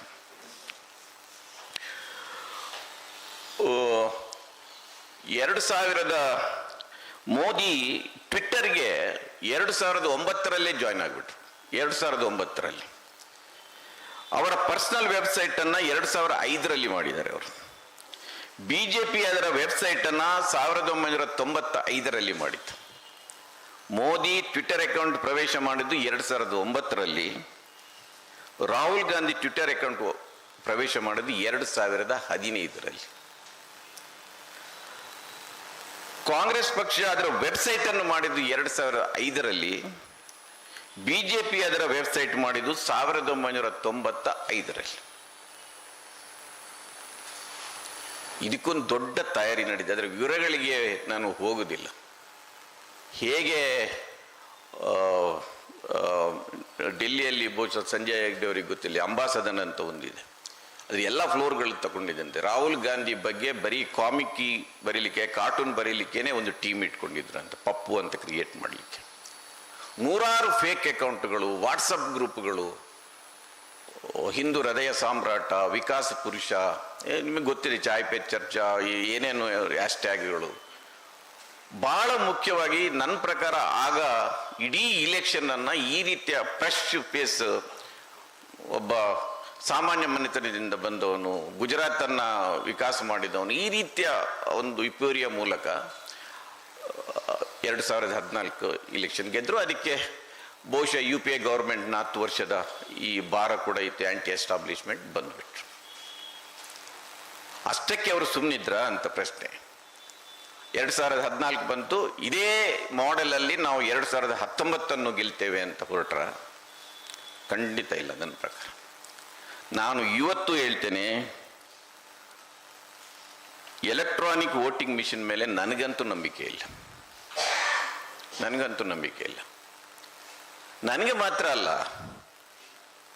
BJPಯವರಿಗೂ ನಂಬಿಕೆ ಇರಲಿಲ್ಲ ಅದರಲ್ಲಿ. GVL ಶಾಸ್ತ್ರಿ ಈಗ BJPಯಲ್ಲಿ ಇದ್ದಾರೆ, ಸೆಪಾಲಜಿಸ್ಟ್ ಅವರು ಆ ಕಾಲದಲ್ಲಿ ಅವರೇ ಒಂದು ಬುಕ್ ಬರೆದ್ರು, ಡೆಮೋಕ್ರಸಿ ಎಟ್ ರಿಸ್ಕ್ ಅಂತ. Can we trust electronic machine ಅಂತ ಅವ್ರ ಪುಸ್ತಕದ ಹೆಸರು. ಅದಕ್ಕೆ ಮುನ್ನುಡಿ ಬರೆದವರು ಯಾರು? LK ಅದ್ವಾನಿ. ಇದರ ಪ್ರೊಸೀಜರಲ್ಲಿ, ಇದರ ಮೇಕಿಂಗ್ನಲ್ಲಿ ಎಲ್ಲವೂ ದೋಷ ಇದೆ. ಜರ್ಮನ್ ಅಂತ ಟೆಕ್ನಾಲಜಿಯಲ್ಲಿ ಅಷ್ಟೊಂದು ಅಡ್ವಾನ್ಸ್ ಆಗಿದ್ದ ದೇಶ ಕೂಡ ಅದನ್ನು ಬಿಟ್ಟು ದೂರ ಇದೆ. ಅದರಿಂದ EVM ಮಿಷಿನ್ ಅಂತ ತರಬಾರ್ದು ಅಂತ. ನಾನು EVM ಮಿಷಿನ್ ಬಗ್ಗೆ, ನಾನು ಟೆಕ್ನಾಲಜಿಯಲ್ಲಿ ವಿಷಯದಲ್ಲಿ ನಾನು ಲೇಮ್ಯಾನ್. ಆದರೆ ಜಸ್ಟಿಸ್ ಲೋಕೂರ್ ಅಂತವರು ಅದರ ವಿರುದ್ಧ ದನಿ ಎತ್ತಾರೆ. ಅವರು ಒಬ್ಬರೇ ಅಲ್ಲ, ಇಡೀ ದೇಶದ ಎಕ್ಸ್ಪರ್ಟ್ಗಳು. ಕೊನೆಗೆ ಸ್ಯಾಮ್ ಪಿಟ್ರೋಡ ಅವರು ಕೂಡ ನಾನು ಸ್ಯಾಮ್ ಪಿಟ್ರೋಡ EVM ಮಿಷಿನ್ ಬಗ್ಗೆ ಡೌಟ್ ಎಕ್ಸ್ಪ್ರೆಸ್ ಮಾಡಿ ನನಗನ್ನಿಸಿತು ಇದರಲ್ಲಿ ಪ್ರಾಬ್ಲಮ್ ಇದೆ ಅಂತ. ಅವರ ಮಾತನ್ನು ಅವರ ಪಾರ್ಟಿಯಲ್ಲೇ ಕೇಳಲಿಲ್ಲ. ಬಹಳ ಸಿಂಪಲ್, ಬೇರೆ ಏನು ಬೇಡ. VVPAT ಅನ್ನ ಕೌಂಟ್ ಮಾಡಲಿಕ್ಕೆ ಅವಕಾಶ ಕೊಡಿ ಅಂತ ಅಷ್ಟೇ. ರೆಕಾರ್ಡ್ ಆಗೋದು VVPAT ಅಲ್ಲಿ, ಮೆಮೊರಿ ಇರುವುದು ಅದರಲ್ಲಿ. ನೀವು ಅದನ್ನು ಕೌಂಟ್ ಮಾಡಲಿಕ್ಕೆ ಅವಕಾಶ ಕೊಡಿ. ಎಲ್ಲಿ ರೀಕೌಂಟ್ ಆದಾಗ ಅದಕ್ಕೂ ಯಾಕೆ ಕೊಡ್ತಾ ಇಲ್ಲ ಅಂತ. ನನ್ನ ಪ್ರಕಾರ 2019 ಇಲೆಕ್ಷನ್ನಲ್ಲಿ EVMನ ಬಹಳ ದೊಡ್ಡ ರೋಲ್ ಇದೆ. ನಾವು ಟೆಕ್ನಿಕಲಿ ನಾವು ಅದರ ಬಗ್ಗೆ ಮಾತಾಡಿದ್ರೆ ದೇಶದ್ರೋಹದ ಕೇಸ್ ಬೀಳುತ್ತೆ ಅಂತ ಎಲ್ಲರೂ ಬಾಯಿ ಮುಚ್ಚಿಕೊಂಡು, ನಮಗೇನು ಗೊತ್ತಿಲ್ಲ. ನನ್ನ ಹತ್ರ ಕೇಳಿದ್ರೆ ನಾನು ಪ್ರೂವ್ ಮಾಡಿದೆ. ನಾನು 2018 ಸೋತಾಗ ಕಾಂಗ್ರೆಸ್ಸಿನ ಎಲ್ಲ ಸೋತ MLAಗಳು ರಮನಾಥ್ ರೈ ಮನೆಯಲ್ಲಿ ಸೇರಿದರು. ನಾನು ಹೇಳ್ತೇನೆ ಏನಾಗಿದೆ ಅಂತ. ಎಲ್ಲ ಸೋತವರು ಸೇರಿದರು. ಯಾರೋ ಒಬ್ಬರು ಅಲ್ಲಿ ಬಂದು ಪ್ರೆಸೆಂಟ್ ಮಾಡಿದರು EVM ಮಿಷಿನನ್ನು ಹೇಗೆ ಡಿಸ್ಟ್ರಾಕ್ಟ್ ಮಾಡ್ಬೋದು ಅಂತ. ಮರುದಿನ ಕೇಸ್ ಹಾಕ್ಬೇಕಂದ್ರೆ ರವಿವರ್ಮ ಕುಮಾರ್ ಹತ್ರ ಹೋಗಿದ್ದೆ ನಾವು. 2 ದಿನ ಆದ ನಂತರ ಅವರೆಲ್ಲ ಮರೆತು ಬಿಟ್ಟರು, ಅದು ಹೋಯ್ತು. ನೆಕ್ಸ್ಟ್ ಇಲೆಕ್ಷನ್ ನೋಡಿದ್ರೆ ಆಯ್ತಂತ. ಅದರ ನಂತರ ಇಂಡಿಯಾ ಒಕ್ಕೂಟ ಇಲ್ಲಿ ಸಭೆ ಆದಾಗ ದೇವರಸಮ್ಮ ಅವ್ರದ್ದು ದೇವರಸಮ್ಮ ಅವ್ರ ಹತ್ರ ಕೇಳಿ, ಅವರು ಈ ಕನ್ವಿನ್ಸ್ಡ್ ದಿಗ್ವಿಜಯ್ ಸಿಂಗ್ ಅದರಲ್ಲಿ ಆ ವಿಷಯವನ್ನು ಎತ್ತೇವೆ ನಾವು ಇಂಡಿಯಾ ಒಕ್ಕೂಟದ ಒಂದು ಇಶ್ಯೂ ಆಗಿ ನೆಕ್ಸ್ಟ್ ಇಲೆಕ್ಷನ್ಗೆ ಅಂತ. ಯಾರು ಮಾತಾಡಲಿಲ್ಲ. ಈಗ EVM ಬಿಟ್ಟುಬಿಟ್ರು. 2019 ತಿಳ್ಕೊಳ್ಳಿ ಇಲೆಕ್ಷನ್. ನೀವು ಸೋಷಿಯಲ್ ಮೀಡಿಯಾದ ಇನ್ಫ್ಲುಯೆನ್ಸ್ ಹೇಗೂ ಇದೆ, ಅದಕ್ಕೆ EVM ಆ್ಯಡ್ ಆಯಿತು.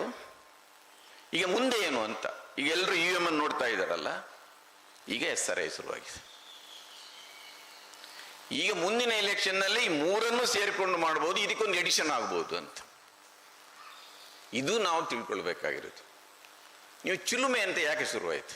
ಕರ್ನಾಟಕದಲ್ಲಿ ಶುರುವಾಯ್ತಲ್ಲ, ಯಾಕೆ ಶುರುವಾಯಿತು? ಏನು ಕೆಲಸ ಅವರದ್ದು? ಇಲೆಕ್ಷನ್ ಕಮಿಷನ್ನೇ ಮತದಾರರಲ್ಲಿ ಜಾಗೃತಿ ಉಂಟು ಮಾಡಲಿಕ್ಕೆ ಅವರನ್ನು ಅದನ್ನು ರಿಕ್ರೂಟ್ ಮಾಡ್ತಾರೆ. ಅವರು ಪ್ರತಿ ಒಂದು ಮನೆಯ ಪ್ರೊಫೈಲ್ ತೆಗಿತಾರೆ. ಅಲ್ಲಿ ಯಾರು ಇರ್ತಾರೆ, ಯಾವ ಜಾತಿಯರು ಇರ್ತಾರೆ, ಅವರ ಪೊಲಿಟಿಕಲ್ ಎಫಿಲಿಯೇಷನ್ ಏನಿದೆ, ಇದನ್ನು ತಿಳ್ಕೊಳ್ತಾರೆ. ಯಾಕೆ ತಿಳ್ಕೊಳ್ಬೇಕು ಅದನ್ನು?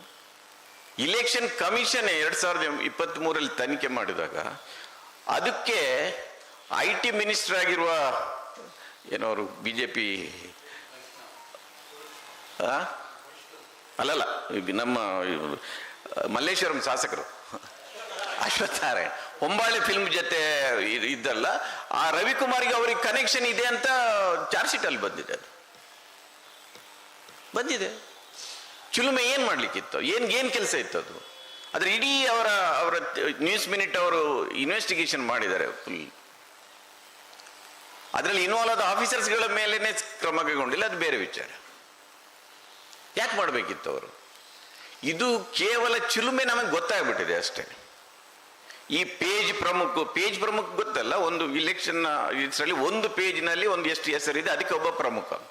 ಅವನ ಕೆಲಸನೇ ಆ ಇಡೀ ಆ ವೋಟರ್ಸ್ನ ಪ್ರೊಫೈಲ್ಗಳನ್ನು ತೆಗೆದು ಅವರು ಯಾವ ಪಾರ್ಟಿಗೆ ಇರ್ತಾರೆ, ಮತ್ತು ಆ ಕಡೆ ಇದ್ರೆ ಈ ಕಡೆ ಹೇಗೆ ತರುವುದು ಅವರನ್ನು, ಅವರಲ್ಲಿ ಔಟ್ ಆಫ್ ಸ್ಟೇಷನ್ ಎಷ್ಟಿದ್ದಾರೆ, ಅವರಲ್ಲಿ ಹೇಗೆ ಬೇರೆ ವೋಟರ್ಗಳನ್ನು ಹಾಕ್ಬೋದು, ಭಾಳ ಕೆಲಸ ಮಾಡಿದ್ದಾರೆ ಅವರು.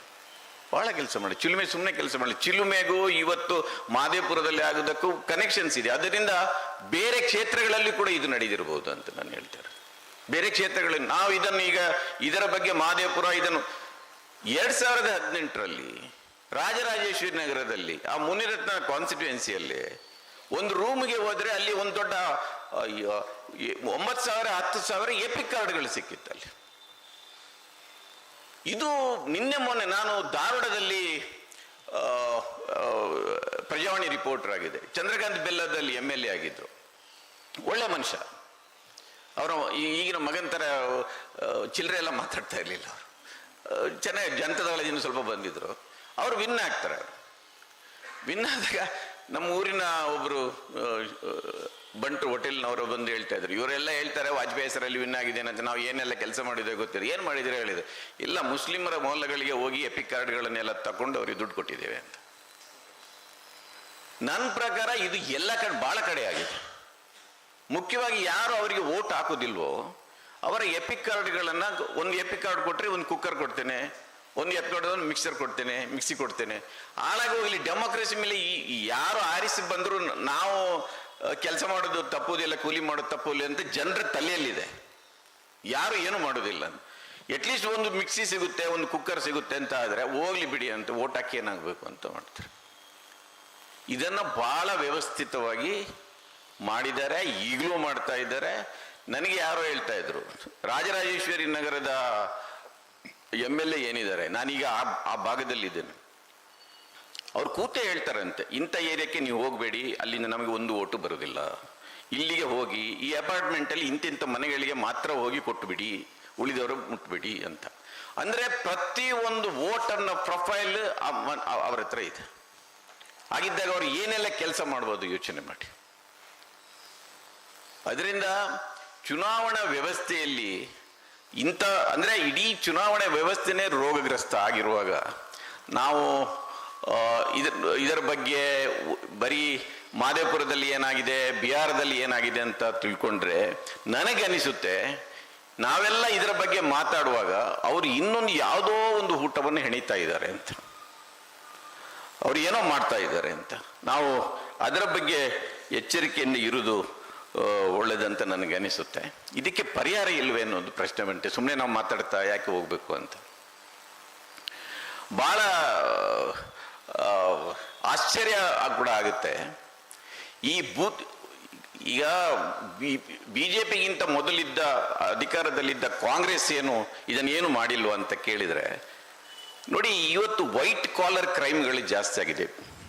ವೈಟ್ ಕಾಲರ್ ಕ್ರೈಮ್ ಟೆಕ್ನಾಲಜಿಯನ್ನು ಇಟ್ಕೊಂಡು ಮಾಡೋದು. ಕಾಂಗ್ರೆಸ್ ಕಾಲದಲ್ಲೂ ಆಗಿತ್ತು, ಬೂತ್ ಕ್ಯಾಪ್ಚರಿಂಗ್ ಮಾಡೋದು, ದುಡ್ಡು ಹಂಚೋದು, ಹೆಂಡ ಹಂಚೋದು, ಇದೆಲ್ಲ ಮಾಡಿದ್ದಾರೆ ಅವರು. ಆದರೆ ಈ ರೀತಿಯ ವೈಟ್ ಕಾಲರ್ ಕ್ರೈಮ್ ಇದೆಲ್ಲ ಎಲ್ಲೋ ಒಂದು ಕೊಡುತ್ತೆ. ಟೆಕ್ನಾಲಜಿಯನ್ನು ಬಳಸ್ಕೊಂಡು ಇದನ್ನು ಮಾಡುವ ಕೆಲಸವನ್ನು ಇವರು ಮಾಡಲಿಕ್ಕೆ ಆಗಿಲ್ಲ ಇವರಿಗೆ. ನೀವು ಈ ಫಾದರ್ ಆಫ್ ಸಿವಿಲ್ ಲಿಬರ್ಟೀಸ್ ಅಂತ ಹೇಳ್ತಾರೆ VM ತಾರ್ಕುಂಡೆ ಅವರನ್ನು, ಜಯಪ್ರಕಾಶ್ ನಾರಾಯಣ್ ಅವರು ಅವರ ಅಧ್ಯಕ್ಷತೆಯಲ್ಲಿ ಒಂದು ಸಮಿತಿ ಮಾಡಿದರು ಎಲೆಕ್ಟ್ರಲ್ ರಿಫಾರ್ಮ್ಸ್ ಬಗ್ಗೆ.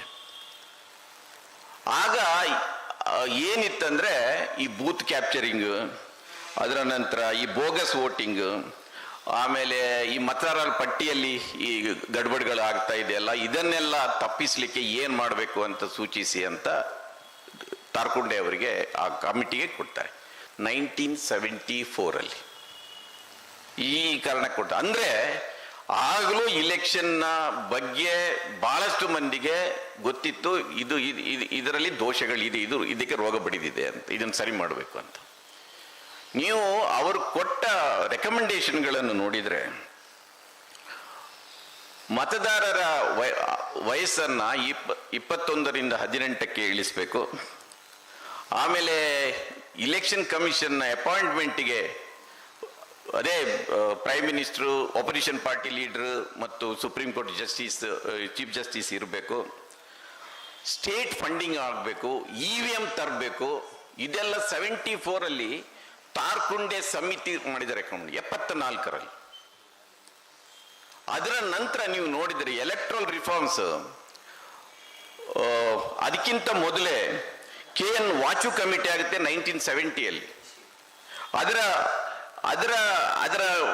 ಅದಕ್ಕಿದ್ದ ಉದ್ದೇಶ ಏನಂದ್ರೆ ನಮಗೆ ಆಶ್ಚರ್ಯ ಆಗ್ಬೋದು ಇವತ್ತು, ಈ ಕಂಪನಿ ಡೊನೇಷನ್ ಅನ್ನ ಬ್ಯಾನ್ ಮಾಡಬೇಕು ಅಂತ, ಈ ಪೊಲಿಟಿಕಲ್ ಪಾರ್ಟಿಯನ್ನ ಈ ಕಾರ್ಪೊರೇಟ್ ಇನ್ಫ್ಲುಯೆನ್ಸ್ ಇಂದ ಹೊರಗೆ ತರಬೇಕಂತ. ನಾವೆಲ್ಲ ಏನ್ ತಿಳ್ಕೊಂಡಿದ್ದೇವೆ, ಹೊಸ ಆರ್ಥಿಕ ನೀತಿ ಬಂದಾಗ ಕಾರ್ಪೊರೇಟೀಕರಣ ಆಯಿತು, ನಮ್ಮ ಮೇಲೆ ಬಿದ್ದಿದ್ದಾರೆ ಅಂತ. ಇದು 1970 ವಾಂಚು ಕಮಿಟಿ ಹೇಳಿರೋದು.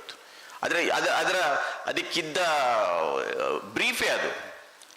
ಅದರ ನಂತರ 90 ದಿನೇಶ್ ಗೋಸ್ವಾಮಿ ಲಾ ಮಿನಿಸ್ಟರ್ ಆಗಿದ್ರು, ಅವರ ನೇತೃತ್ವದಲ್ಲಿ ಒಂದು ಕಮಿಟಿ ಮಾಡಿದ್ರು. ಅದರಲ್ಲೂ ಸ್ಟೇಟ್ ಫಂಡಿಂಗ್ನ ವಿಷಯ ಬರುತ್ತೆ, ರೈಟ್ ಟು ರಿಕಾಲ್ ಬರುತ್ತೆ, ಡಿಸ್ಕ್ಲೋಸ್ ಮಾಡಬೇಕು ಅಸೆಟ್ಸ್ ಅಂತೆಲ್ಲ ಬರುತ್ತೆ. ಅದರ ನಂತರ 93 ಓರಾ ಕಮಿಟಿ ಬರುತ್ತೆ. ಬಹಳ ಇಂಟ್ರೆಸ್ಟಿಂಗ್ ಆದ ಒಂದು ಓರಾ ಕಮಿಟಿ ರಿಪೋರ್ಟ್ ಇರುತ್ತೆ. ಎಲ್ಲ ಅಪರಾಧಗಳ ಮಾಹಿತಿಯನ್ನು ಒಂದು ಕಡೆ ಅದಕ್ಕೆ ನೋಡಲ್ ಏಜೆನ್ಸಿ ಅಂತ ಮಾಡಬೇಕು. ನೀವು CBI ಇರ್ಬೋದು, ED ಇರ್ಬೋದು, ಪೊಲೀಸ್ ಇರ್ಬೋದು, ಇದರಲ್ಲಿ ಬರುವ ಎಲ್ಲ ಮಾಹಿತಿಗಳನ್ನು ತಕೊಂಡು ಕ್ಯಾಂಡಿಡೇಟ್ಗಳ ಬ್ಯಾಕ್ಗ್ರೌಂಡ್ ಅನ್ನು ಚೆಕ್ ಮಾಡಬೇಕಂತ ಅವ್ರು ಕೊಡುತ್ತಾರೆ. ಆ ಕಮಿಟಿಯ ರಿಪೋರ್ಟಲ್ಲಿ ಆಗಿರುವ ಯಾರ್ಯಾರು ಸಂಸದರು ಇದ್ದಾರೆ ಅವರ ಬ್ಯಾಕ್ಗ್ರೌಂಡ್ಗಳ ಬಗ್ಗೆ ಒಂದು ಪಿಕ್ಚರ್ ಕೂಡ ಕೊಟ್ಟಿರ್ತಾರಂತೆ. ಅದು ಸೀಕ್ರೆಟ್ ಅಂತ ಅದನ್ನು ಡಿಸ್ಕ್ಲೋಸ್ ಮಾಡಿರೋದಿಲ್ಲ ಆ ಕಾಲದಲ್ಲಿ. ಅದರ ನಂತರ ನಮಗೆಲ್ಲರಿಗೂ ಗೊತ್ತಿರೋದಾಗೆ VP ಸಿಂಗ್ ಕಾಲದಲ್ಲಿ ಇಂದ್ರಜಿತ್ ಗುಪ್ತಾ ಸಮಿತಿ ಮಾಡಿದ್ರು. ಬಹಳ ಇಂಪಾರ್ಟೆಂಟ್ ಸಮಿತಿ ಅದು ಕೂಡ ಅದರ ರಿಪೋರ್ಟ್ ಅನ್ನು 99 ಮಾಡಿತ್ತು. ಇದೆಲ್ಲವೂ ಅದರಲ್ಲಿದೆ. 99 ಲಾ ಕಮಿಷನ್ ಒಂದು ರಿಪೋರ್ಟ್ ಜೀವನ್ ರೆಡ್ಡಿ ಇದ್ದಾಗ ಬಹಳ ವಿಸ್ತಾರವಾದ ಒಂದು ರೆಕಮೆಂಡೇಶನ್ಗಳನ್ನು ಕೊಟ್ಟಿರ್ತಾರೆ. ನಾನು ಇದನ್ನು ಯಾಕೆ ಹೇಳ್ತಾ ಇದ್ದೇನೆ ಅಂದರೆ, ನೀವು ಆ ರೆಕಮೆಂಡೇಶನ್ಗಳನ್ನು ನೋಡಿ ಕೆಲವು ಇಂಪ್ಲಿಮೆಂಟ್ ಆಗಿದೆ. ಈಗ EVM ಬಂದಿದೆ, ಎಪಿಕ್ ಕಾರ್ಡ್ಗಳು ಬಂದಿದೆ. ಅದರ ನಂತರ ಈ ಚುನಾವಣೆಯ ಸುಧಾರಣೆಗೆ ನಾವೆಲ್ಲ ಏನು ಮಾತಾಡ್ತಾ ಇದ್ದೇವೆ, ಭಾರತದಲ್ಲಿ ಚುನಾವಣೆ ಸುಧಾರಣೆಗೆ ಬಹಳ ದೊಡ್ಡ ಕೆಲಸ ಮಾಡಿದ್ದು, ನನಗೆ ಬಹುಶಃ ಅದು ತ್ರಿಲೋಚನ್ ಶಾಸ್ತ್ರಿ ಅವರು ಬಂದಿಲ್ಲ ಇವತ್ತು. ADR ಮಾಡಿದೆ. ADR ಬಹಳ ದೊಡ್ಡ ಇದರ ಬಗ್ಗೆ ಕೆಲಸ ಮಾಡಿದೆ. ಇವತ್ತು 2002ರಿಂದ ಕ್ಯಾಂಡಿಡೇಟ್ಗಳ ಕ್ರಿಮಿನಲ್ ಬ್ಯಾಕ್ಗ್ರೌಂಡ್ನ ವಿವರ ಕೊಡಬೇಕು ಮತ್ತು ಅವರ ಅಸೆಟ್ಸ್ ಅಂಡ್ ಲೈಬಿಲಿಟೀಸ್ ಅನ್ನು ಡಿಸ್ಕ್ಲೋಸ್ ಮಾಡಬೇಕಂತ ಅದಕ್ಕೆ ಬಹಳ ದೊಡ್ಡ ಹೋರಾಟ ಮಾಡಿದ್ದು ADR ಮಾಡಿದೆ. ಅದನ್ನು ಮಾಡಿದ ಕಾರಣದಿಂದಾಗಿ ಇವತ್ತು ಕನಿಷ್ಠ ಇಂಥವ್ರು ಹೀಗಿದ್ದಾರೆ ಅಂತ ನಮಗೆ ಗೊತ್ತಾಗಿದೆ. ಅದರ ನಂತರ ಅವ್ರಿಗೆ ಓಟ್ ಹಾಕೋದು ನಮ್ಮ ಕರ್ಮ. People get the government the deserves ಅಂತ ಒಂದು ಮಾತಿದೆ ಅಲ್ಲ, ಡೆಮೋಕ್ರಸಿ ನಡೀದೆ ಹಾಗೆ. ಆದರೆ ಇವತ್ತು ಜನರ ಮುಂದೆ ಗೊತ್ತಿದೆ ಅವರಿಗೆ ದಿನ. ಈಗ ನೀವು ನೋಡಿ, ಮೊದಲು ಯು ನೋ ಯುವರ್ ಕ್ಯಾಂಡಿಡೇಟ್ ಅಂತ ನಮಗೆ ಗೊತ್ತೇ ಇರಲಿಲ್ಲ. ಇಂದಿರಾ ಗಾಂಧಿಯನ್ನು ನೋಡ್ಲಿಕ್ಕೆ ಜನ ಹಳ್ಳಿಯಿಂದ ಮೈಲ್ಗಟ್ಟಲೆ ನೋಡಿ ಹೋಗ್ತಾರೆ ಇಂದಿರಾ ಗಾಂಧಿ ನೋಡ್ಲಿಕ್ಕೆ ಅಂತ. ಇವತ್ತು ದಿನ ಟಿವಿ ಅಂತ ತೆಗೆದ್ರೆ ಅವರೆಲ್ಲ ಚಿತ್ರ ಮಾಡಲ್ಲ, ಅವರೆಲ್ಲ ಅವತಾರಗಳು ನಮ್ಮ ಮುಂದೆ ಇರುತ್ತೆ. ಯಾರಿಗೂ ಕೂಡ ನಮ್ಮ ಕ್ಯಾಂಡಿಡೇಟ್ ಇವನ್ ಇಂಥವ್ ನಮಗೆ ಗೊತ್ತಿರಲಿಲ್ಲ ಅಂತ ಯಾರು ಹೇಳ್ತಾ ಇಲ್ಲ. ಎಲ್ಲ ಗೊತ್ತಿದೆ ನಮಗೆ. ಗೊತ್ತಿದ್ದು ನಾವು ಅವರಿಗೆ ಓಟ್ ಹಾಕ್ತಾ ಇದ್ದೇವೆ. ಇಲ್ಲದಿದ್ರೆ ಆ ಇಲೆಕ್ಷನ್ ಸಿಸ್ಟಮ್ ಅನ್ನು ನನಗೆ ಬೆಳಿಗ್ಗೆ ಯಾರೋ ಹೇಳ್ತಾ ಇದ್ರು, ಎಲೆಕ್ಟ್ರಾನಿಕ್ ಮಿಷಿನ್ ನಲ್ಲಿ ಈ ರೀತಿ ಮಾಡಿರ್ಬೋದು ಏನು ಅಂತ. ಅಂದ್ರೆ ಯಾರ್ಯಾರ ಹೊಸ ವೋಟರ್ಸ್ಗಳು, ಈಗ ಮಹದೇವಪುರದಲ್ಲಿ ಒಂದು 56,000 ಎಡಿಷನ್ ವೋಟ್ ಏನು ಬಂತು, 1 ಲಕ್ಷ ಚಿಲ್ಲರೆ ಏನು ಓಟು ಬಂದಿದೆ ಅಲ್ಲಿ, ಆ ಓಟನ್ನು ಯಾರು ಹಾಕಿಲ್ಲ, ಯಾರೋ ಒಬ್ರು ಕೂತಿ ಎಲ್ಲವನ್ನು ಅವರೇ ಫೀಡ್ ಮಾಡಿದ್ದಾರೆ ಏನು ಅಂತ. ನನಗೆ ಯಾವುದನ್ನು ಕೂಡ ಇವತ್ತು ನಿರಾಕರಣೆ ಮಾಡುವ ಸ್ಥಿತಿಯಲ್ಲಿ ನಾವು ಇಲ್ಲ. ಇವತ್ತು ಅವರ ಎಲ್ಲ ಹಕೀಕತ್ತುಗಳನ್ನು ನೋಡಿದ್ರೆ ಇದನ್ನು ಯಾವುದನ್ನು ಕೂಡ ಮಾಡ್ತಾ ಆಗ್ತಿಲ್ಲ. ಆದರೆ ಇವತ್ತು ಬಹುಶಃ ಇದಕ್ಕೆ ಎಲೆಕ್ಟ್ರಲ್ ರಿಫಾರ್ಮ್, ನಾನು ಲೋಕಪಾಲ ನೇಮಕ ಇದೆಲ್ಲ ಬಂತಲ್ಲ ಭ್ರಷ್ಟಾಚಾರ, ನಾನು ಪ್ರಜಾವಾಣಿಯಲ್ಲಿ ನಾನು ಆಗಲೇ ಬರೆದಿದ್ದೀನಿ. ಇಂಡಿಯಾದಲ್ಲಿ ಏನಾದರೂ ನಮ್ಮ ಪೊಲಿಟಿಕಲ್ ಸಿಸ್ಟಮ್ ಸುಧಾರಣೆ ಆಗಬೇಕಾದ್ರೆ ಮೊದಲು ಎಲೆಕ್ಟ್ರಲ್ ರಿಫಾರ್ಮ್ಸ್ ಬರಬೇಕು. ಒಬ್ಬ ಸಾಮಾನ್ಯ ಮನುಷ್ಯ, ನಿಮ್ಮಂಥವ್ರು ಯಾರಾದರೂ ಒಬ್ಬ ಸಾಮಾನ್ಯ ಮನುಷ್ಯ, ಒಬ್ಬ ಸ್ಕೂಲ್ ಟೀಚರ್, ಒಬ್ಬ ಸೋಷಿಯಲ್ ಆಕ್ಟಿವಿಸ್ಟ್, ಕನಿಷ್ಠ ಅವನು ಅಸೆಂಬ್ಲಿ ಇಲೆಕ್ಷನ್ಗೆ ಹೋಗಿ ಕಂಟೆಸ್ಟ್ ಮಾಡಿ ಗೆಲ್ಲುವಂತ ಒಂದು ಅವಕಾಶ ಇರಬೇಕು ಅವನಿಗೆ. ಇವತ್ತು ಅದನ್ನು ಸಾಧ್ಯನೇ ಇಲ್ಲ, ನಮಗೆ ಯಾರಿಗೂ ಸಾಧ್ಯ ಇಲ್ಲ. ಇಂಥ ಪರಿಸ್ಥಿತಿಯಲ್ಲಿ ಡೆಮೋಕ್ರಸಿ ಹೇಗೆ ಇರ್ಲಿಕ್ಕೆ ಸಾಧ್ಯ? ಎಲೆಕ್ಟ್ರಲ್ ರಿಫಾರ್ಮ್ಸ್ ಬರಬೇಕು. ಅದಕ್ಕಾಗಿ ಸ್ಟೇಟ್ ಫಂಡಿಂಗ್ ಬಗ್ಗೆ ಇವತ್ತು ಇಲ್ಲಿಯವರೆಗಿನ ಎಲ್ಲಾ ಸಮಿತಿಗಳು ಅದನ್ನು ಹೇಳಿದೆ, ಸ್ಟೇಟ್ ಫಂಡಿಂಗ್ ಮಾಡಬಹುದು ಅಂತ. ಅಂದ್ರೆ ನಿಮಗೆ ಮೀಡಿಯಾದಲ್ಲಿ ಅವರಿಗೆ ಒಂದು ಎಕ್ಸೆಸ್ ಕೊಡಬೇಕು, ಅವರಿಗೆ ಫ್ಯೂಯಲ್ ಚಾರ್ಜಸ್ ಕೊಡಬೇಕು, ಅವ್ರ ಪ್ರಿಂಟಿಂಗ್ ಎಷ್ಟಾಗುತ್ತೆ ಇಷ್ಟು ಕೊಡ್ಬೇಕಂತ ಮಾತ್ರ ಅಷ್ಟೇ ಇರೋದು. ಅದರ ಬಗ್ಗೆ ನಾವು ಇವತ್ತು ಡಿಸಿಷನ್ ತಗೊಳ್ಳಿಕ್ಕೆ ಆಗಿಲ್ಲ. ಬಹಳ ಮುಖ್ಯವಾಗಿ ಇವತ್ತು ADR ಇನ್ನೊಂದು ಕೇಸನ್ನ ಫೈಟ್ ಮಾಡ್ತಾ ಇದೆ. ಅದು ಏನಂದ್ರೆ, ಯಾವ ಒಂದು ಅಪರಾಧ 5 ವರ್ಷಕ್ಕಿಂತ ಹೆಚ್ಚಿನ ಶಿಕ್ಷೆಗೆ ಅರ್ಹವಾದ ಅಪರಾಧದಲ್ಲಿ ಯಾರಾದರೂ ಭಾಗಿಯಾಗಿದ್ರೆ ಅದರ ಬಗ್ಗಿನ ಯಾವ ಅಪೀಲ್ ಪೆಂಡಿಂಗ್ ಇದ್ರೂ ಕೂಡ ಅವರಿಗೆ ಇಲೆಕ್ಷನ್ ಕಂಟೆಸ್ಟ್ ಮಾಡಲಿಕ್ಕೆ ಬಿಡಬಾರದಂತ. ನನ್ನ ಪ್ರಕಾರ ರಾಹುಲ್ ಗಾಂಧಿ ಅಂತವರು ಕನಿಷ್ಠ ಇದನ್ನಾದರೂ ಪ್ರೆಸ್ ಮಾಡಬೇಕು ಅಂತ. ಈಗ ಮೊನ್ನೆ ಈ ಗವರ್ಮೆಂಟ್ ಸೆಂಟ್ರಲ್ ಗವರ್ಮೆಂಟ್ ಏನ್ ತಂದಿದೆ ಅದಕ್ಕೊಂದು ದುರುದ್ದೇಶ ಇದೆ ಅನ್ನೋದು ಬಹಳ ಸ್ಪಷ್ಟ. ಯಾರನ್ನು 1 ತಿಂಗಳು ಜೈಲಲ್ಲಿ, ಈಗ ರಾಹುಲ್ ಗಾಂಧಿ ಸೋನಿಯಾ ಗಾಂಧಿ ಎಲ್ಲ ವಿರುದ್ಧ ನ್ಯಾಷನಲ್ ಹೆರಾಲ್ಡ್ ಕೇಸ್ ಇದೆ, ಸುಮ್ಮನೆ ಒಳಗೆ ಹಾಕಿ 1 ತಿಂಗಳು ಇಟ್ಕೊಂಡು ನೆಕ್ಸ್ಟ್ ಇಲ್ಲ ಅಂತ, ಆ ದುರುದ್ದೇಶ ಖಂಡಿತ ಇರ್ಬೋದು ಅದಕ್ಕೆ. ಆದರೆ ಈ 5 ವರ್ಷದ ಶಿಕ್ಷೆಗೆ ಅರ್ಹವಾದ ಅಪರಾಧದಲ್ಲಿ ಭಾಗಿಯಾದವರಿಗೆ ಅವರಿಗೆ ಬೇಕಾದರೆ ಅವರಿಗೆ ಬೇಲೇ ಸಿಗ್ಲಿ, ಅವರನ್ನ ಇಲೆಕ್ಷನ್ ಕಂಟೆಸ್ಟ್ ಮಾಡಲಿಕ್ಕೆ ಬಿಡಬಾರದು. ADR ಅದನ್ನು ಫೈಟ್ ಮಾಡ್ತಾ ಇದೆ. ಸೊ ಇಂಥ ಏನಾದರೂ ಕಾನೂನು ನೋಡಿ, ನಾವು ಏನೇ ಜನಜಾಗೃತಿ ಮಾಡಿದ್ರು, ನಾವು ಎಂಥ ಸಭೆ ಸೆಮಿನಾರ್ಗಳನ್ನು ಮಾಡಿದ್ರು, ಕಾನೂನಿನಿಂದ ಆಗುವ ಬದಲಾವಣೆ ನಮ್ಮ ಇದರಿಂದ ಆಗೋದಿಲ್ಲ ಅಂತ. ಬಹಳ ಬೆಸ್ಟ್ ಎಕ್ಸಾಂಪಲ್ ಏನಂದ್ರೆ ಅದಕ್ಕೆ ಅನ್ಟಚಬಿಲಿಟಿ. ಇವತ್ತು ಅನ್ಟಚಬಿಲಿಟಿ ಕಡಿಮೆ ಆಗಿದ್ರೆ ನಮ್ಮೆಲ್ಲರ ಹೃದಯ ಬಹಳ ವಿಶಾಲ ಆಗಿದೆ, ದಲಿತರನ್ನೆಲ್ಲ ಅಪ್ಕೊಳ್ತಾರೆ ಅಂತ ದಯವಿಟ್ಟು ತಿಳ್ಕೊಳ್ಬೇಡಿ. ಕಾನೂನಿನಿಂದ ಭಯದಿಂದಾಗಿ ಅದು ಅನ್ಟಚಬಿಲಿಟಿಯನ್ನು ಯಾರು ಮಾಡ್ತಾ ಇಲ್ಲ. ಕಾನೂನಿನ ಭಯದಿಂದಾಗಿ ಬಹಳ ಮಂದಿ ಈ ಸಭಾಂಗಣದಲ್ಲಿ ಇದ್ದವರು ಹೃದಯ ಅಷ್ಟು ವಿಶಾಲವಾಗಿರ್ಬೋದು, ಹೊರಗಿನ ಸಮಾಜ ಹಂಗಿಲ್ಲ. ಅದರಿಂದ ಕಾನೂನುಗಳ ಮೂಲಕ ಇವತ್ತು anti defection law Rajiv Gandhi ಅವರಿಗೆ ತರಲಿಕ್ಕೆ ಅವರ ಒಂದು ದೊಡ್ಡ ಬಹುಮತವನ್ನು ಉಳಿಸ್ಕೊಳ್ಳಿಕ್ಕೆ ಬಾಗಿಲಾಕುವ ಉದ್ದೇಶ ಇದ್ರೂ ಇರಬಹುದು. ಆದರೆ ಆಂಟಿ ಡಿಫೆಕ್ಷನ್ ಲಾ ಇವತ್ತು ಜೋಕ್ ಆಗ್ಬಿಟ್ಟದೆ. ನಾನು ಅದಕ್ಕೆ ನೀವು ಆಪರೇಷನ್ ಕಮಲ ಅಂತ ಇಲ್ಲಿ ಶುರುವಾಯಿತು, ಕರ್ನಾಟಕದ ಬಗ್ಗೆನೇ ಮಾತಾಡೋಣ. ಆಪರೇಷನ್ ಕಮಲ ಶುರುವಾಯಿತು. ಎಲ್ರಿಗೂ ಗೊತ್ತಿದೆ, ಅವರು ದುಡ್ಡು ತಗೊಂಡು BJPಗೆ ಹೋಗಿದ್ದಾರೆ, ಪಕ್ಷಾಂತರ ಮಾಡಿದ್ದಾರೆ, ದುಡ್ಡು ತಗೊಂಡೇ ಹೋಗಿರೋದವರು. ಮತ್ತೆ ಅವರು ರಾಜೀನಾಮೆ ಕೊಡ್ತಾರೆ. ಆಂಟಿ ಡಿಫೆಕ್ಷನ್ ಲಾ ಕಸ್ತ ಬುಟ್ಟಿಗೆ ಬಿತ್ತು. ಅವರು ಆಂಟಿ ಕಳ್ಕೊಳ್ಳಿ, ಆಯ್ತಪ್ಪ ನಾವೇ ರಾಜೀನಾಮೆ ಕೊಡು. ಅವ್ರು ಮತ್ತೆ ಕಂಟೆಸ್ಟ್ ಮಾಡ್ತಾರೆ. ಅದೇ ಜನ ಅವರನ್ನು ಇಲೆಕ್ಟ್ ಮಾಡ್ತಾರೆ. ಅವರೇ ಇಲೆಕ್ಟ್ ಮಾಡ್ತಾರೆ. ಮುನಿರತ್ನ ಏನು ಅಂತ ಜನರಿಗೆ ಗೊತ್ತಿಲ್ವಾ? ಎಲ್ರಿಗೂ ಗೊತ್ತಿದೆ. ರಾಜರಾಜೇಶ್ವರಿಗಳನ್ನು ಸುತ್ತು ಬನ್ನಿ, ಎಲ್ರಿಗೂ ಗೊತ್ತಿರುತ್ತೆ. ನಾನು ಆಗಾಗ ನೆನಪು ಬರ್ತೇವೆ ಅಂಥವ್ರು ಭಾಳ ಮಂದಿ ಇದ್ದಾರೆ ಕರ್ನಾಟಕದಲ್ಲಿ, ಎಲ್ಲ ಪಾರ್ಟಿಗಳಲ್ಲಿ ಇದ್ದಾರೆ. ಆದರೆ ಮತ್ತೆ ಮತ್ತೆ ಅವ್ರು ಇಲೆಕ್ಟ್ ಆಗ್ತಾರಲ್ಲ, ಯಾರು ಇಲೆಕ್ಟ್ ಮಾಡಿದ್ದು ಯಾರು? ಒಂದಷ್ಟು ಈ ರೀತಿಯ ಮಿಸ್ಯೂಸ್ ಆಗಿರ್ಬೋದು, ನಾನು ಹೇಳ್ತೇನೆ, ಮಿಸ್ಯೂಸ್ ಆಗಿದೆ, ಖಂಡಿತ ಆಗಿದೆ. ಅವನೇ ಎಪಿಕ್ ಕಾರ್ಡ್ಗಳನ್ನ ಪ್ರಿಂಟ್ ಹಾಕ್ಬಿಟ್ಟಿದ್ದಾನೆ. ಆದರೆ ಜನ ಕೂಡ ಇಲೆಕ್ಷನ್ ಹತ್ತಿರ ಬಂದಾಗ ಜಾತಿ, ಧರ್ಮ ಮತ್ತು ದುಡ್ಡು, ನಮ್ಮಲ್ಲಿ ಒಂದು ಕಲ್ಪನೆ ಇತ್ತು, ಬಡವರು ಮಾತ್ರ ದುಡ್ಡು ತಗೊಳ್ತಾರೆ ಅಂತ. ಶ್ರೀಮಂತರು, ನನಗೆ ಯಾರೋ ಹೇಳ್ತಾರೆ, ಅಪಾರ್ಟ್ಮೆಂಟ್ನಲ್ಲಿ ಹಾಲಿನ ಕ್ಯಾನ್ನಲ್ಲಿ ಚಿನ್ನದ ಉಂಗುರ, ಮುಗಿನ ನತ್ತು ಎಲ್ಲ ಹಾಕಿ ಕೊಟ್ಟರೆ ಎಲ್ಲರೂ ಇಟ್ಕೊಂಡಿದ್ರಂತೆ. ಯಾರ್ಯಾರಿಗೆ ಹೇಗೆ ಕೊಡ್ಬೇಕಂತ ಅವ್ರಿಗೆ ಗೊತ್ತಿದೆ. ಬಡವರಿಗೆ ಆದರೆ ಬಾರಾಯ ಅಂತ ಎಸೆಯುತ್ತಾರೆ, ಹೀಗೆ ಉಳಿದವರಿಗೆ ಸ್ವಲ್ಪ ಮರ್ಯಾದೆಯಿಂದ ಕೊಡ್ತಾರೆ, ಅದು ಮರ್ಯಾದೆಯಿಂದ ತಗೊಳ್ತಾರೆ. ಅಂದರೆ ವೋಟರ್ಸ್ ಒಂದು ಲೆವೆಲಲ್ಲಿ ಕರಪ್ಟ್ ಆಗಿರೋದು ನಿಜ. ಅದರಿಂದ ಮೊದಲು ಎಲೆಕ್ಟ್ರಲ್ ರಿಫಾರ್ಮ್ಸ್ ಬಂದರೆ ಇಂಥದ್ದು, ಇವತ್ತು ಫಸ್ಟ್ ಪಾಸ್ಟ್ ದಿ ಪೋಸ್ಟ್. ನನಗೆ ಇದನ್ನು ಹೇಳುವಾಗ ಒಂದು ಅಂಬೇಡ್ಕರ್ ಅವರನ್ನು ನೆನಪು ಮಾಡಿಕೊಂಡು ನನ್ನ ಮಾತುಗಳನ್ನು ಮುಗಿಸ್ತೇನೆ. ನನಗೆ ಬಹಳ ಆಶ್ಚರ್ಯ ಆಗಿರೋದು ಏನಂದರೆ, ಅಂಬೇಡ್ಕರ್ ಅವರು ಈ ಚುನಾವಣಾ ವ್ಯವಸ್ಥೆಯನ್ನು ಇನ್ನಷ್ಟು ಬಿಗಿಗೊಳಿಸಲಿಕ್ಕೆ ಯಾಕೆ ಸಂವಿಧಾನದಲ್ಲಿ ಪ್ರಯತ್ನ ಮಾಡಿಲ್ಲ ಅಂತ ಒಂದು ಪ್ರಶ್ನೆ ಇದೆ. ಅವರೇ ಇಲೆಕ್ಷನ್ನಲ್ಲಿ ಕಂಟೆಸ್ಟ್ ಮಾಡಿ ಸೋತು ಅವರೆಲ್ಲ ಅನುಭವಿಸಿದ್ದಾರೆ ಅದನ್ನು. ಬಹುಶಃ ನಮ್ಮ ಎಲ್ಲ ಮಹನೀಯರಿಗೆ ಒಂದು ಏನಿತ್ತಂದ್ರೆ, ಮುಂದಿನ ಸಮಾಜದಲ್ಲಿ ಇಷ್ಟೊಂದು ಕೇಡ್ತನ ಇರಲಿಕ್ಕಿಲ್ಲ, ಜನ ಒಳ್ಳೆಯವರಾಗ್ತಾರೆ. ಸ್ವಾತಂತ್ರ್ಯ ಸಿಕ್ಕ ಮೇಲೆ ಅವ್ರು ಇಷ್ಟು ಅಪ್ರಾಮಾಣಿಕರು, ಇಷ್ಟು ಮೋಸಗಾರರು, ಇಷ್ಟು ವಂಚಕರು ಆಗ್ಲಿಕ್ಕಿಲ್ಲ, ಅವರೆಲ್ಲ ಒಳ್ಳೆಯವರಾಗ್ತಾರೆ ಅಂತ ಒಂದು ಸಣ್ಣ ಆಸೆ ಅವರಲ್ಲಿ ಇದ್ದಿರ್ಬೋದೇನೋ ಅಂತ ನನಗನಿಸೋದು. ಇಲ್ಲದಿದ್ದರೆ ಚುನಾವಣಾ ವ್ಯವಸ್ಥೆ, ನಾವು ಇವತ್ತು ಚುನಾವಣಾ ಸುಧಾರಣೆ ಬಗ್ಗೆ ಏನು ಮಾತಾಡ್ತಾ ಇದ್ದೇವೆ, ಅವರು first past the post system ಬಗ್ಗೆ ಅವರಿಗೆ ಮನಸ್ಸಿರಲಿಲ್ಲ. ಅವರು ಸ್ಟೇಟ್ಸ್ ಆಫ್ ಮೈನಾರಿಟಿ ಆ ಡಾಕ್ಯುಮೆಂಟಲ್ಲಿ ಇದೆ, ಅದು ಪ್ರೊಪೋರ್ಷನಲ್ ರೆಪ್ರೆಸೆಂಟೇಷನ್ ತರಬೇಕು ಅಂತ ಇದೆ. ಇವತ್ತು ಅದು ಅಗತ್ಯ ಇದೆ ಅಂತ ನನಗೆ ಅನಿಸುತ್ತೆ.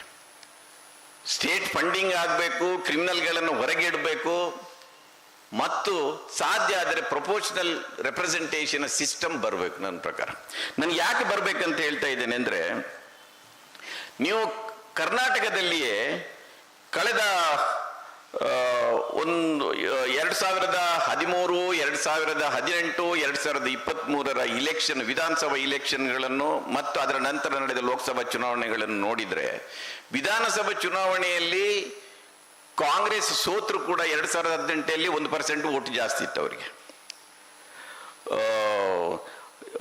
23ರಲ್ಲಿ 7% ಜಾಸ್ತಿ ಇತ್ತು, 18ರಲ್ಲಿ ಸೋತಾಗಲೂ 1.65% ಜಾಸ್ತಿ ಇತ್ತು, 13ರಲ್ಲಿ ಕೂಡ 17% ಜಾಸ್ತಿ ಇತ್ತು. ಅಂದ್ರೆ ಸೋತಾಗಲೂ ಕೂಡ ಕಾಂಗ್ರೆಸ್ನ ಓಟ್ ಜಾಸ್ತಿ ಇದೆ, ಇಲ್ಲದಿದ್ರೆ ಹೆಚ್ಚು ಕಡೆ 1-2% ಡಿಫರೆನ್ಸ್ ಇರುತ್ತೆ. ಆದರೆ ಸೀಟ್ಗಳ ನೋಡಿದ್ರೆ ಇವರಿಗೆ 80 ಬರುತ್ತೆ, ಅವ್ರಿಗೆ 135 ಬರುತ್ತೆ, ಅವ್ರಿಗೆ 125 ಬರುತ್ತೆ, ಇವರಿಗೆ 60 ಬರುತ್ತೆ. ಅದರಿಂದ ಇದನ್ನ ಬಹಳ ಮಂದಿ ಇದನ್ನು ಪ್ರತಿಪಾದನೆ ಮಾಡಿದ್ದಾರೆ.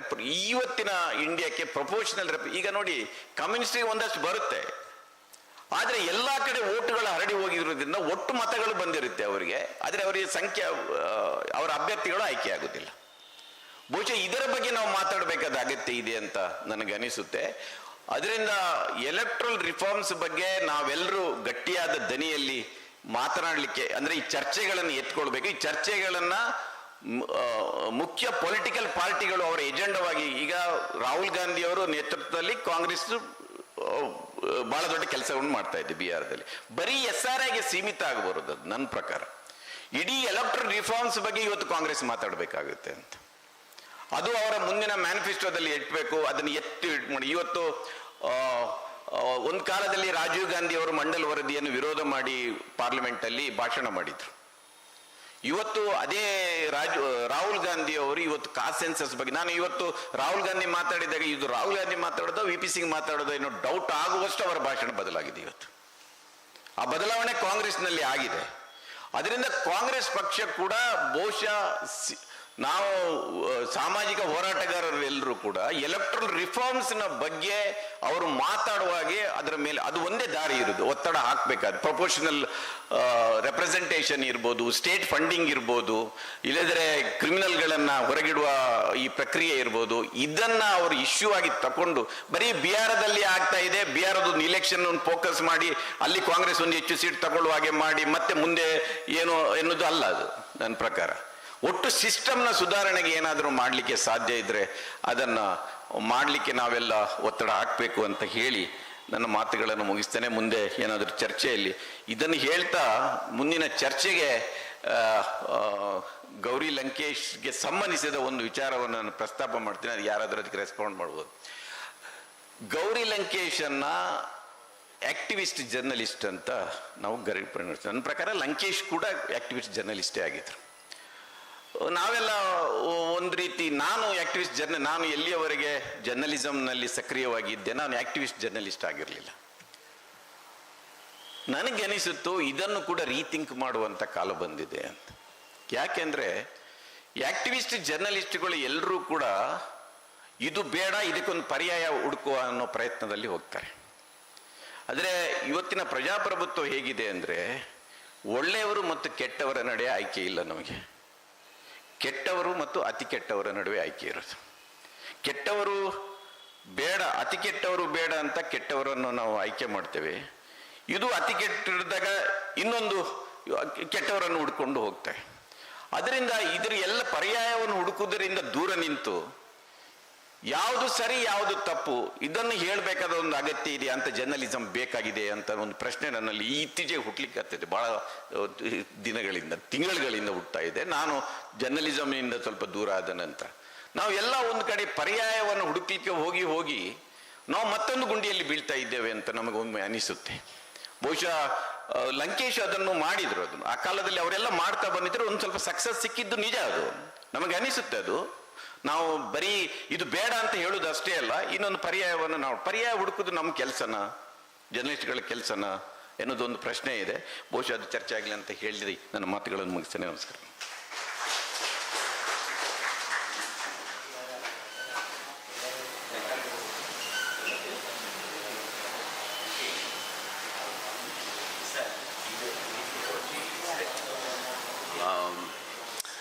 ಸೊ ಈಗ ನಾವು ಅಂದ್ಕೊಂಡ ಹಾಗೆ ಒಂದು ಚಿಕ್ಕದಾದ ಒಂದು ಪ್ಯಾನಲ್ ಚರ್ಚೆಯನ್ನು ಇಟ್ಕೊಂಡು ಆಮೇಲೆ ಪ್ರಶ್ನೆಗಳನ್ನು ಎಲ್ಲರಿಂದನೂ ಸ್ವೀಕರಿಸ್ಬೋದು ಅಂತ ಅಂದ್ಕೊಂಡ್ವಿ. ಆ ಪ್ಯಾನಲ್ ಇರೋದಕ್ಕೆ ನಾವು ನಮ್ಮ ಜೊತೆಯಲ್ಲಿ ಕೆಲಸ ಮಾಡ್ತಿರೋಂಥ ತಾರಾ ರಾವ್ ಅವ್ರನ್ನ ಕರೆಸಿದ್ವಿ. So Tara Rao, I would like you to please come to the stage. Tara Rao was with Amnesty International. She has been very active in climate change, but right now she is a part of our Karnataka struggles, particularly in election reforms. ಈಗ ಎದ್ದೇಳು ಕರ್ನಾಟಕದ ಒಂದು ಸಕ್ರಿಯ ಭಾಗವಹಿಸಿಕೆಯಲ್ಲಿದ್ದಾರೆ. She was also with us with Citizenship for Peace. For both Tara and Tista's benefit, I'll just very briefly translate what, not even translate, just a few points that Amendment was making. He was trying to give us that it's not just a question of SIR in Bihar or what might happen here, but largely this is a symptom of a larger problem, the larger disease that has crept into the election system. So it can be, at one time there was a question of AVM, and now it's a question of SIR, and in the future it can be something else. So therefore, he looked at alternatives, that we need to seek alternatives in terms of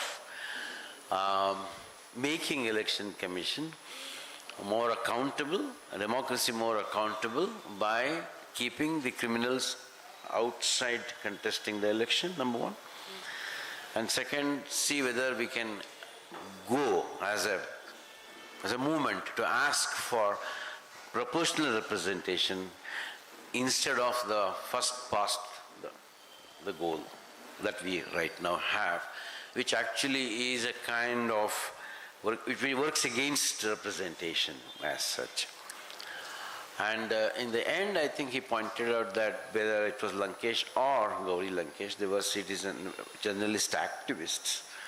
So while that's important and it continues, today we need to go a little more beyond that. The alternative is not between candidate A and candidate B, but the alternative between the system itself. I think that's what he was trying to aim at.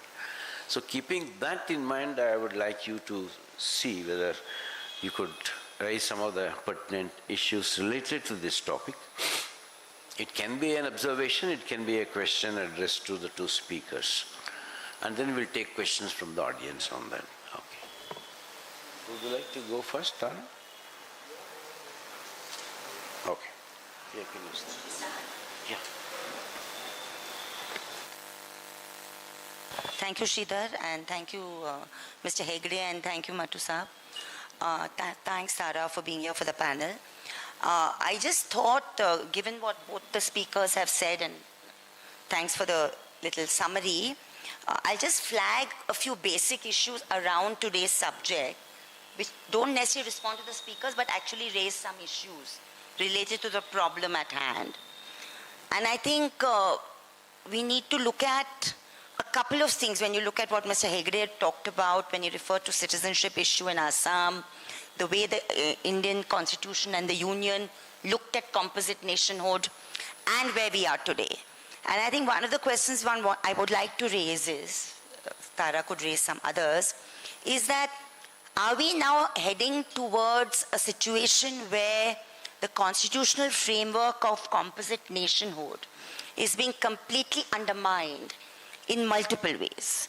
And it's undermined by moves within the executive on the one hand, the judiciary on the other. If you look at the NRC Assam, which was under judicial supervision from 2014 onwards, and the Election Commission now, as is evident in SIR Bihar, but actually has been evident even before. If you look at the Citizens Commission on Elections, look at ADR's petitions, and if you look at the Vote for Democracy efforts. So going to the first question, the citizenship in Assam, the whole question of the agitation in 2019, 2020, but then you go back to NRC in Assam, is the question of documented citizenship. And is the test of documented citizenship a fair constitutional test, which the bureaucracy and the executive was trying to impose on a vast undocumented populace? Second, I'd like to raise the issue of, within this issue of documented citizenship, how the executive functions and the judiciary response to that executive function of bringing in things like the NRC through a 2003 amendment in the Citizenship Act, not through the amendment of the Act itself, which was under NDA-1 government. And we all got to know if it hit us in the face after Assam and after the anti-CAA movement. It was not challenged by us civil libertarians even, because it was smuggled in through the rules in the first NDA government, where the issue of an NRC was brought in. And it was not debated in Parliament. So I just wanted to flag those two issues. I wanted to flag the issue of, I don't think it's a question of EVM versus the voters list. I think it's a kind of weaponization of the whole electronic election voting system itself. Because you have now a situation where the VVPAT has been made a mockery of. You don't have 30% verification of VVPAT. You have the symbol loading unit having been brought in 2017. And the symbol loading unit is vulnerable to external connection with the Election Commission. And according to experts, has a labile memory. And all in that, you have a Supreme Court which, believe me, in my best analysis of the term, is a bit overwhelmed by the quote-unquote technology experts that come before it through the Election Commission, and does not want to look at independent technological experts either. So those who raise questions about the Election Commission are looked at as nerds versus those who want technology. Whereas that's not what people are talking about. People are talking about accountability in the technology used and transparency in the Election Commission, which owes itself under Article 324 and 326, first and primary to the Indian people. And it owes a certain answerability to that. So I think even the judicial function in terms of how it has assessed some of these processes needs to be looked at a little bit. And certainly proportional representation, and certainly the whole question of criminals in politics and the issue of state-funded elections, as I believe Mr. Mattu spoke about, are all important issues in my mind. But I thought some of these other issues should also be fleshed out. Would you like to respond? No, insofar as this documented versus undocumented is concerned, I think that is the core of the issue when it comes to identification of citizens. If you go on the footing that everybody who is in India, who's pledged allegiance to India, then you really don't need to ask for documents. As I once said, if you say Bharat Mata ki Jai, then which mother then asks for a birth certificate? It is like that. But documentation puts in a greater burden on the poor, on those who were born poor or whose parents were poor. Just to give you an example, I met a very distinguished gentleman from Bangalore, Professor M.G. Rao.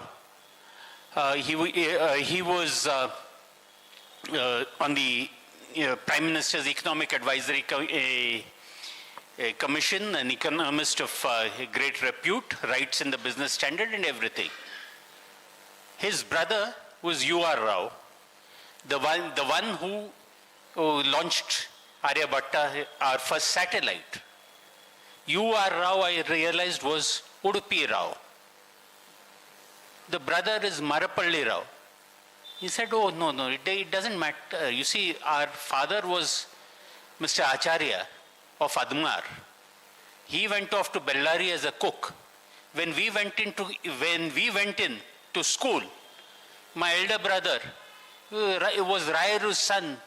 So, and Rayar was from where? Udupi. Udupi Rayar's son, so became U.R. Rao. That you look like M when I went to school. So I was put as M.G. Rao. And so then I had to find out a way of justifying the M. The next village to Admar is Marapalli, and that is how I became Marapalli Govind Rao. Now, it struck me at that point of time because I had done a lot of Assam cases.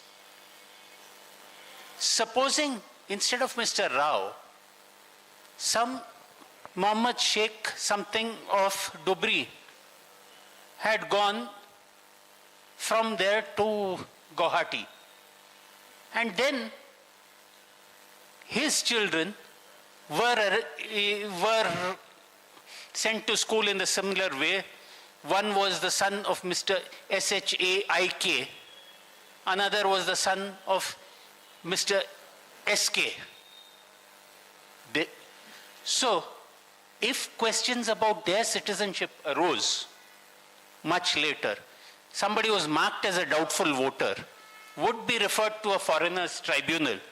When the reference to a foreigners tribunal was made, he said, no, my father was here. Look at the voting list of 1971, look at the voting list of 1965. The foreigners tribunal would say, your father's name was not this. This is not what the document says. You are unable to prove that you are a foreigner. Therefore, if we declare you not an Indian, what is the consequence? The consequence is that you are sent to a deportation camp. What is a deportation camp? We don't really have camps to hold people indefinitely. We send them to prison and say, that is designated as a deportation camp. Then what happens? You can't be kept there indefinitely. Someday they say they will push you back. What is pushback? Just physically thrown across the border and said, run. It's push out, it's not push back. I know. So these are the consequences of insisting on clean documents for citizenship, like the Election Commission is currently doing.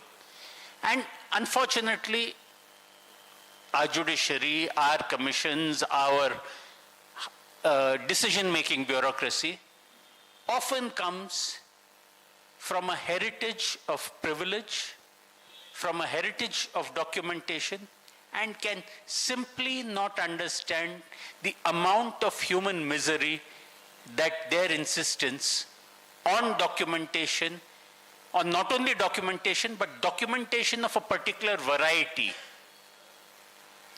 which will give them proof beyond all reasonable doubt to certify on citizenship, is leading to. I think, Reena. Yeah. I'd like to bring Tara in because Tara has been to Bihar at least 2-3 times after this SIR process. And one of the issues I'd like to flag, which I think so happened and none of the speakers specifically referred to, is the 24th June notification that actually notified the special intensive revision, which doesn't exist under law. SIR doesn't exist under law, the term, but I won't go into that technicality, is itself fundamentally flawed because normally a revision is in the voters list is given enough time, it takes a couple of years, etc. But in the construct of the language of that notification, there are 2-3 elements. One is that it speaks about weeding out illegal immigrants, which is not the job of what the voters list should be doing. And secondly, it talks about privileging and excluding from any examination those who are from the bureaucracy, those who are from sports and arts field, so a certain class of privileged persons. So I think if you could just come in, Tara, and of course anything else you want to say on the subject, but on the issue of how the SIR has been conducted, what it has meant to the people of Bihar. So I was in Bihar once, and basically the work has been as to how teams, civil society platforms can be brought together to work with the elections, during the elections. More or less on the lines that we did here in Karnataka. Now, I think the whole, first of all, just to take a step back and say there's this whole new layer. Normally what you do in elections is that you're saying, okay, so, we'll wait for the date to happen, but let's start our work on the ground. Of course, there's a part of it which is about, let's get voters registered, right? This is the run-of-the-mill thing. We did it in Karnataka, it happens everywhere. However, I think this is, let's humanize this whole thing about SIR and look at it from the ground. When you suddenly get a number of 65 lakh odd, and you begin to sort of say, well, how are we going to work at this? And you start looking at, and so I'll just give you the story of the group I'm with, working with, that Electoral Karnataka is working with, which is Badlo Bihar.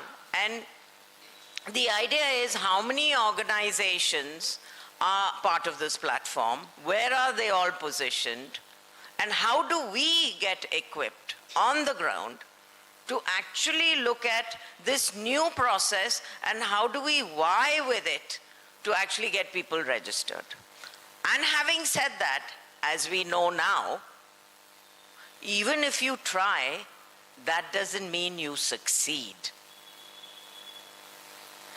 So there is a very big question here of, and I'm digressing a little bit, the issue is, why are we playing this game? Why are we having to work with the cards that have been dealt and to say that we will continue, and that there is this, it was great that the, vote Adhikar Yatra happened, and it really showed, the kind of response that could come from the ground.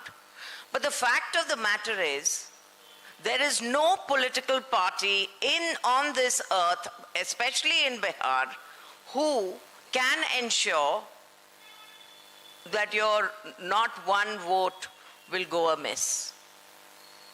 And this is the grandstanding that's happening. Why? So the reality, coming back to, is that, if you're dealt this, are we going to stand here and take it as given And are we going to also take it as, having done this whole yatra and shown your strength, are you still going to succumb to the SIR framework? I will not call it more than that, because it doesn't deserve anything more. That SIR framework is something that we must all submit to. Why has this yatra happened is the question. Having the yatra, done it all and come to Patna and all this, we go back to saying, acha, now let's go back to the SIR and do our voting.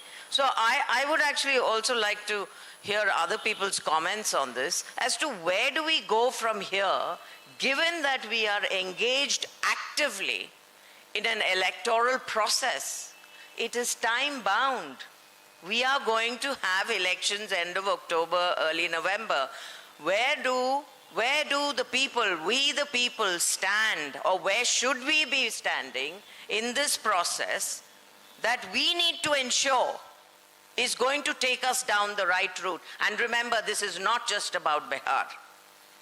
So what is the role that Bihar should play in this whole process going forward? And since the political parties are so animated, which is brilliant, and are creating the response. So I'd love to hear more responses on that. I'll also like to add one more thing, that it's not 65 lakhs. It's going to be 65 lakhs with another 8-9 lakhs, because the BLOs have made another addition of people who are not going to be accepted. So that figure is not set in stone. It's not likely to decrease. It's only likely to increase, number one. If you look at the total population, voter population of 7 point something crores in Bihar, look at the proportion of that number.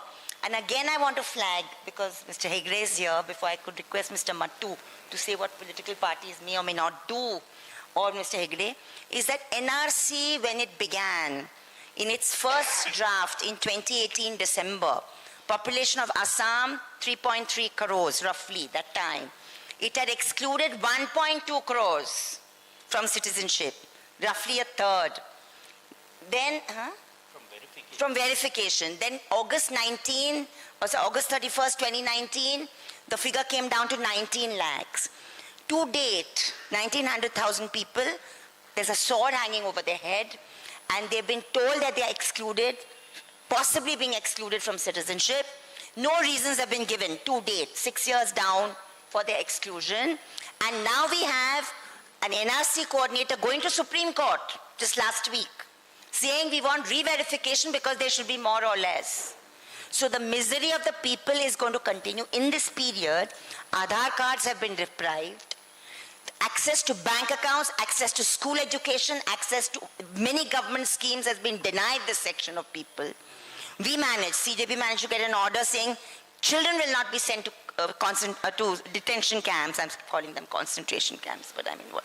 So the point is, it's a colossal humanitarian crisis of proportions where the opposition, no party has responded to in Assam.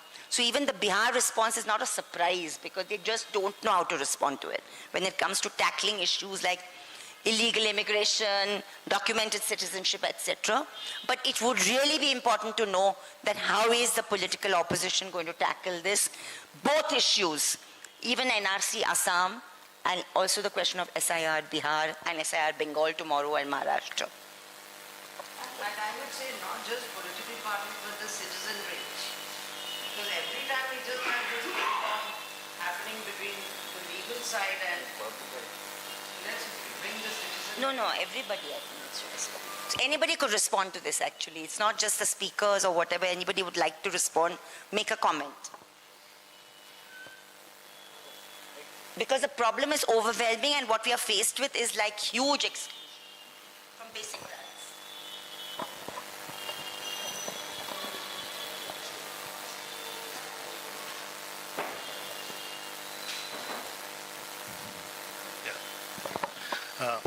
Thank you. Just adding something to what both Dhara and Tistaji said, the question is to Mr. Hegde. I think there's a time limit before which the Bihar Assembly has to be sworn in. Now, this is as per the Constitution. Now, looking at the size of the size of the problem that we have, there is no solution visible in sight.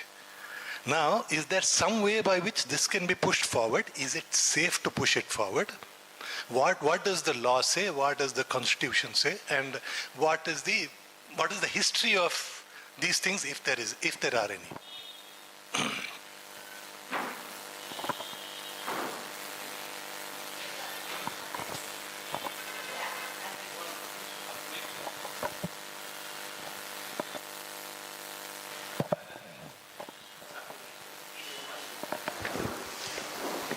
No, you're right about the deadlines.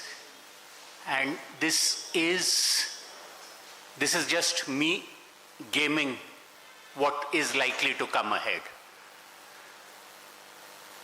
The Supreme Court still looks at things through legality, and it gives constitutional authorities a very long rope.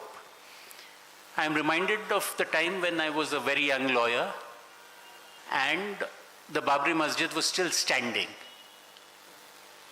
There were lawyers who told the court that, look, this is going to happen, that all plans are ready to bring it down. Yet the court had an affidavit from the government of Uttar Pradesh saying that, no, nothing's going to happen. The court... They appointed an observer to oversee the demolition. No, they appointed observers. They had the affidavit, and they chose, and the then judge chose to go by the affidavit. Thereafter, when it fell, he convicted the chief minister and sent him to prison for a day. That's the process that the law ultimately may or may not go in. What will happen is that political parties who have to fight that election will have to make a choice. This is the electoral list that the Election Commission has produced. Can you play on this pitch or not? The Indian cricket team sometimes has run into things like that. You have a doctored pitch, or you have an umpire who has been consistently ruling against you. This was before we became a cricketing superpower. You had to make that choice. Do we allow the game to continue, or do we boycott it? Now, yes, there is a constitutional provision that a new assembly has to be sworn in. But there have also been instances when assemblies could not be sworn in, and there has been president rule in the state, in Bihar itself. If the political situation gets to a point where the major political parties of the country decide that based on this electoral list, a fair election is not possible, then different consequences will follow.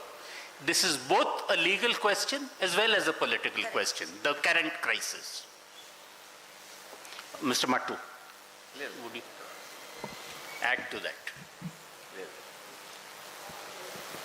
Other questions? Any other questions?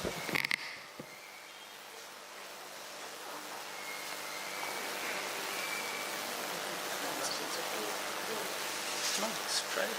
Yes, ask. I think what we should be discussing just now, because Mr. Tejasvi Yadav had raised this openly mid-SIR, soon after it was introduced in early July, June late it was introduced, and mid-July, is that the opposition should boycott the Bihar election. And that was something that was very tentatively responded to by the other parties. So that is the issue. Now that is both a political and a legal question. So it depends a lot on how you see these exclusions, these 65 lakh plus 3 or 8 lakh people. We've had some very good reportage, and yet it's only from the independent media, as we know. It's not from the legacy and the traditional media that reportage is coming. But it's told us, for instance, that which kind of constituencies of people have been excluded. Apart from large numbers of women, large numbers of minorities, there have been also large sections of the,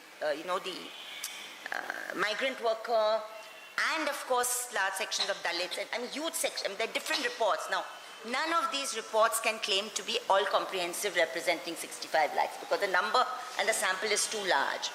But there are also reports which say that the ruling party in Bihar's voters have also been affected and have been also excluded from this, which is precisely, by the way, what happened in Assam with the NRC final exclusion. That was not just the targeted community that was excluded, it was many others. So therefore, if there's a push and a united push by the political opposition to take the stand, but it has to have clarity. The stand has to have clarity, then it could actually go places. It cannot be a half-baked approach. That's all I'll say at the moment. Sir might want to say. There have been some one-sided elections in Indian history. The 1987 elections in Jammu and Kashmir, which were rigged, saw very little participation. And then there were also the elections in Assam in the early 1980s when the Assam movement was on, where parties boycotted or where there was very little attendance. That is what I spoke about, that if people, and from people, parties lose faith in the fairness of the system, then there would be things like boycotts, and that would have unintended consequences. Boycotts should be resorted to very sparingly, but yet the fear of a boycott which ensures that the system stays fair should always be expressed in such a way that all authorities do not stray very much from the straight and narrow path.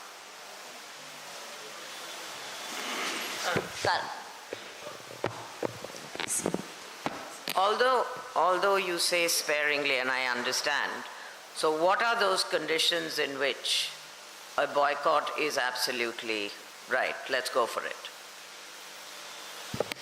Are these anywhere close to it, or what are we talking about here? No, I am not. This is where I miss Trilochan Shastri and the others. I'm no great political scientist. But I've just told you the instances where there were boycotts which were announced and sometimes enforced. But they led to terrible consequences. Sultan Salahuddin of the Hizbul Mujahideen was actually an election agent for Mufti Muhammad Saeed during the 1980 elections which got rigged. A boycotted election is where the administration says that we will have elections come what may, and they know fully well that they are going to win it. So this is where, if there is a determination that there is no way that this particular election is fair, that is when parties take a call that it is not worth participating further. But that is a failure not only of the election or of the election commission, but it is a failure of democracy itself. And that is what should particularly be avoided, and that is where pressure not only from the parties involved in that particular state, but everywhere should come in. As a country, we cannot afford to have any one state without free and fair elections. Sometimes there are boycotts by one section of the electorate. Manipur is scheduled to go for elections soon. Can free and fair elections be held in Manipur? That also is a question. In any case, we have about 55 to 60% of people voting. That's the other issue, that we have just 55, 60%, 62% we consider a good vote. And that means 38, 35% people are in any case not voting in a given election, which we consider happening. So, yeah, because we are not able to draw in everybody in that process enthusiastically. And coming to the voters' role for a minute, I mean, the question of deletions and in voters' rolls, Karnataka saw that 2008, 2011, there were all those movements to reinstate people. And we recently saw the Haryana one Sarpanch election being overturned by Supreme Court because of a difference of 51 votes, where the Supreme Court registry opened up the EVMs from 5 booths and found there was a difference of 51 votes. So lots of things are happening episodically. But the question is, this is a huge, according to me, this is happening by design. What is happening today, whether it is NRC, citizenship, documented citizenship, or the SIR, it is colluding into a huge exclusion of a section of our people, into participative governance, into rights, into accruement of rights, etc. And it's something we are heading down a very dangerous path. And the fact that other countries in the world are also going down a similar path in some ways doesn't help in terms of the discourse.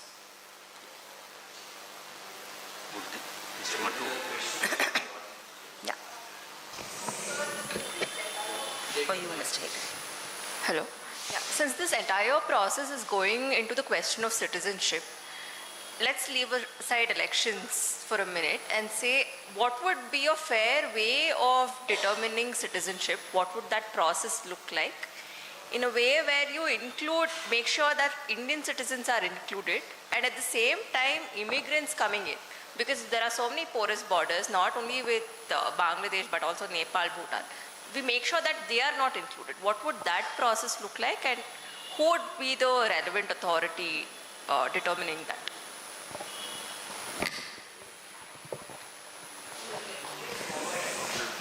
Yeah. No. Currently, the relevant authority is the Home Ministry to grant citizenship. Unless there is a fair process of identifying why a particular person is not a citizen, where the person is given notice that, look, we saw this, that you were born somewhere abroad, your parents are born abroad. Under what provision of the Citizenship Act do you think you are a citizen? Then give the person a fair hearing, and then pass orders if the person is found to be a non-citizen. Otherwise, I think the normal rule should be that everybody who's within the territory of India, who is peaceable, who has no other particularly distinguishing feature which shows a relationship abroad. We have Mongoloid-looking people who are Indian citizens. We have Negroid-looking people who are Indian citizens. And we can equally have Indian, totally South Asian features who may not be Indian citizens, who may be entirely born and brought up here, but like in the case of Goa, there are many who are sitting quietly with Portuguese citizenship. But the question is, what are you going to do after determining that they are not a citizen? Are you in a position to have their country acknowledge them as their citizen and then deport them in a logical manner? If you can't do that, there are many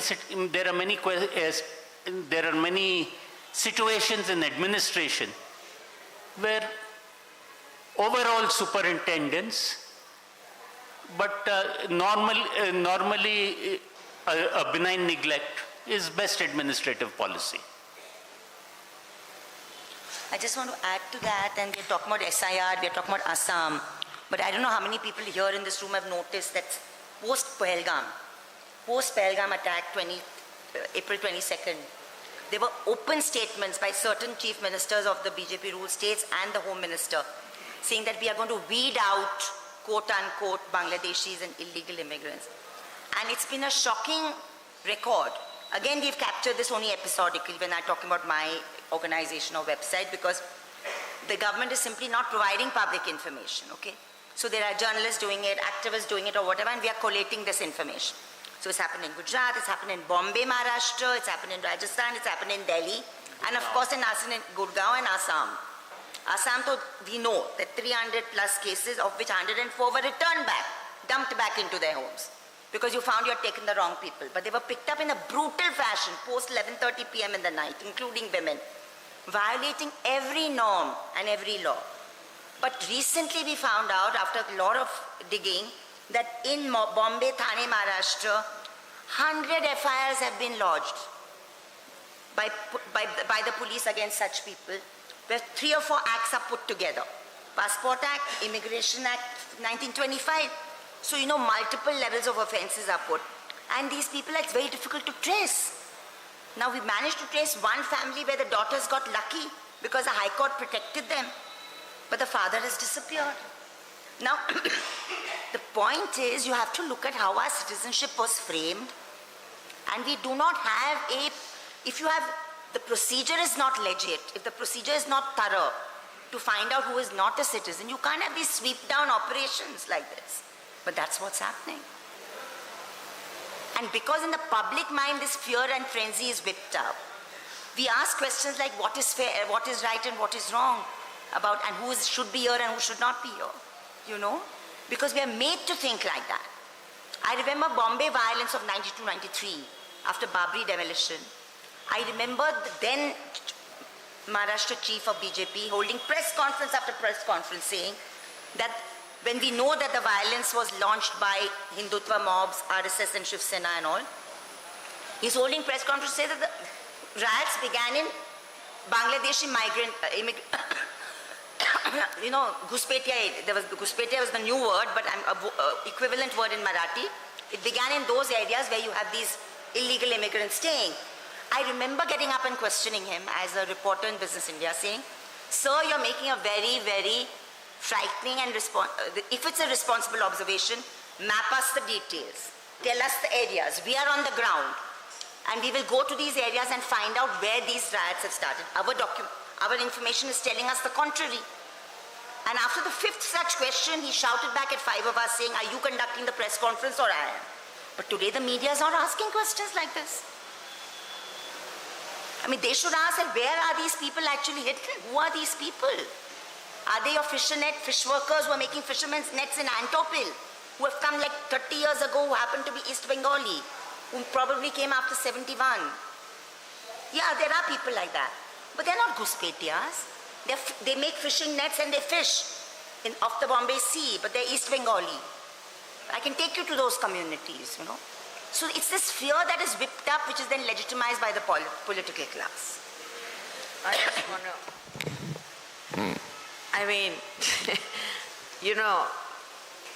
this is a wonderfully distracting process for an agenda that is pretty simple. Is that there are certain people who are part of this country who want a certain kind of country. All this is a tamasha. And then we all get into the nitty-gritty of how do we get to this, that and the other. But the point of the matter is, if we are going to lose track of who we want to be, as citizens, how are we engaging with this in a way that's, are we disenfranchising ourselves from this? Because this is going to come to Karnataka if we don't watch out. It's not that abhi ye Bihar mein ho raha hai, chalo hone do. We should be more concerned than any political party or the judiciary for that matter. Because this is going to hit us.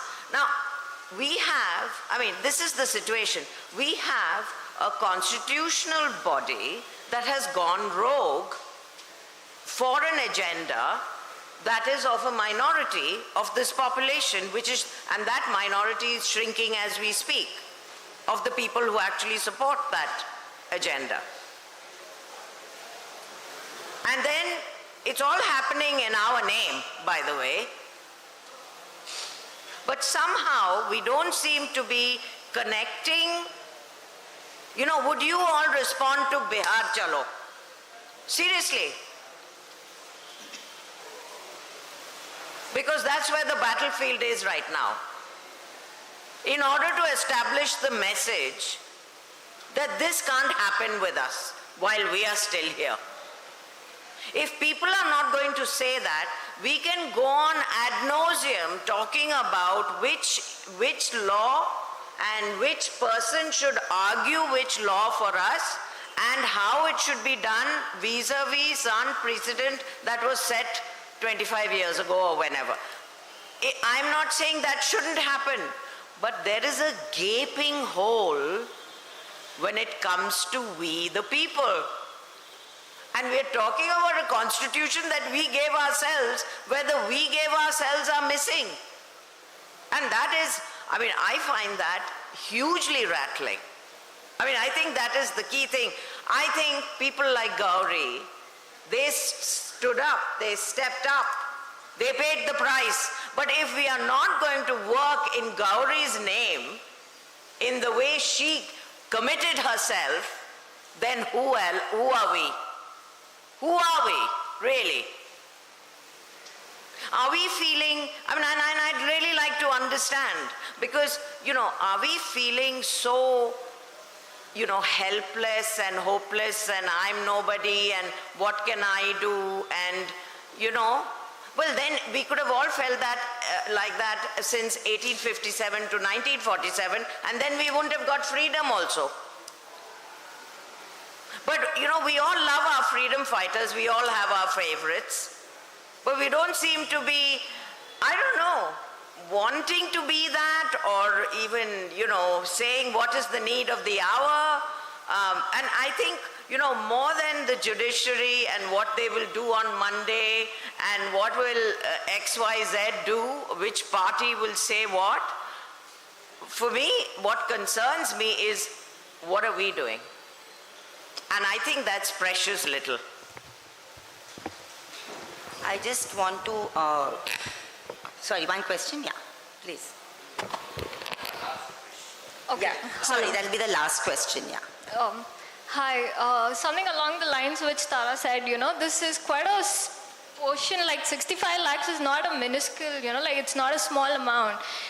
Why is there such an apathy in regard, why are we not able to mobilize 65 lakh people? It could either make or break an election, right? And, if we could mobilize, is it because they're migrant, poor, do we have our own biases? Like she said, Bihar Chalo would not be a popular anthem here, right? And the second thing I wanted to say is that, in terms of Bihar, the current leadership's not going to come back to power, which is very clear. People are disappointed.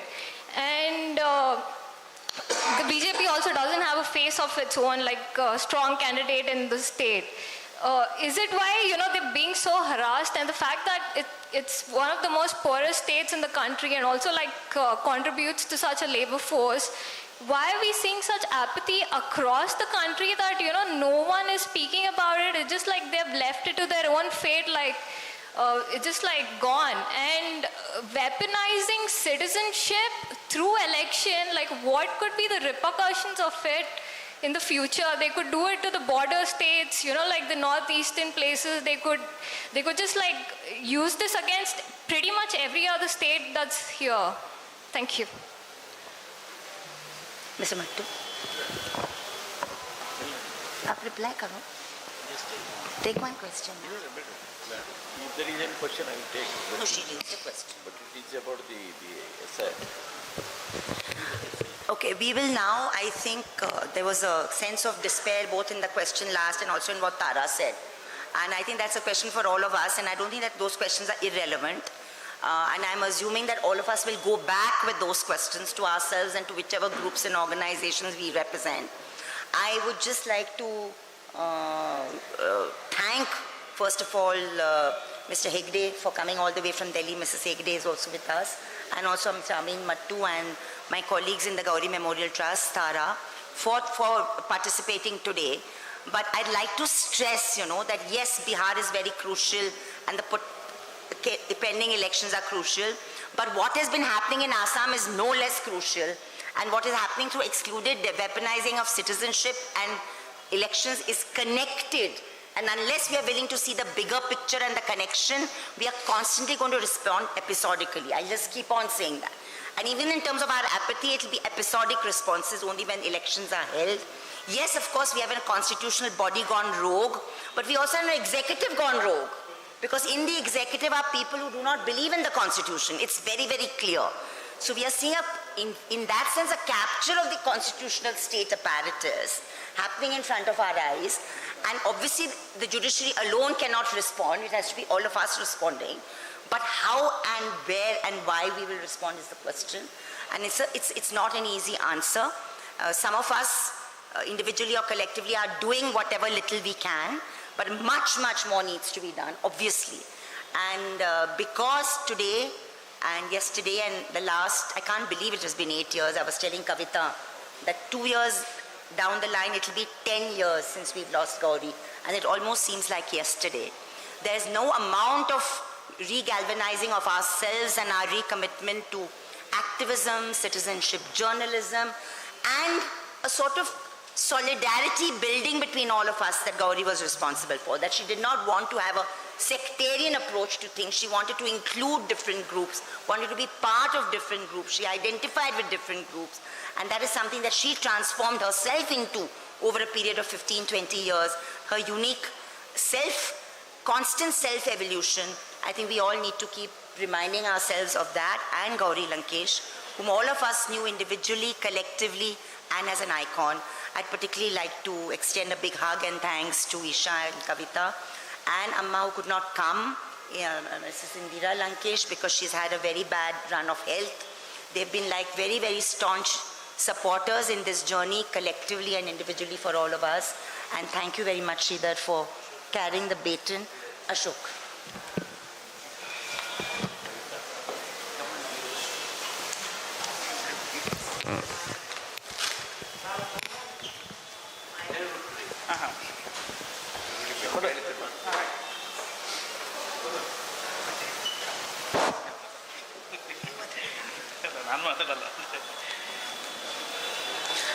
ಸ್ನೇಹಿತರೆ, ಕೊನೆಯ ಹಂತಕ್ಕೆ ಬಂದಿದ್ವಿ. ಬೆಳಗ್ಗೆ ಇಂದ ಗೌರಿ ಸಮಾಧಿ ಹತ್ರ ಭಾಳ ಒಂದು ಅರ್ಥಪೂರ್ಣವಾದ ಶ್ರದ್ಧಾಂಜಲಿ ಸಭೆಯನ್ನು ಮಾಡ್ತಾ ಇದ್ದೀವಿ ಪ್ರತಿ ವರ್ಷವೂ. ಈ ವರ್ಷವೂ ಸಹ ಬೆಳಗ್ಗೆ 8:30ಯಿಂದ ಆ ಕಾರ್ಯಕ್ರಮ ಮುಗಿಸಿ ಸಂಜೆ ಈ ಅರ್ಥಪೂರ್ಣವಾದ ಚರ್ಚೆಯನ್ನು ನಾವೆಲ್ಲರೂ ಸೇರಿ ಮಾಡಿದ್ದೀವಿ. ಭಾಳ ಸಮಯೋಚಿತವಾದ ಮತ್ತು ಸಕಾಲಿಕವಾದ ಮತ್ತು ನಾವು ಈ ಅಮ್ಮನಮಠ ಸರ್ ಹೇಳ್ದಂಗೆ ನಾವು ಈ ಮೂಮೆಂಟನ್ನು ಎಲ್ಲ ಚಳುವಳಿಗಳು ಚರ್ಚೆ ಮಾಡ್ತಾಯಿದ್ದೀವಿ.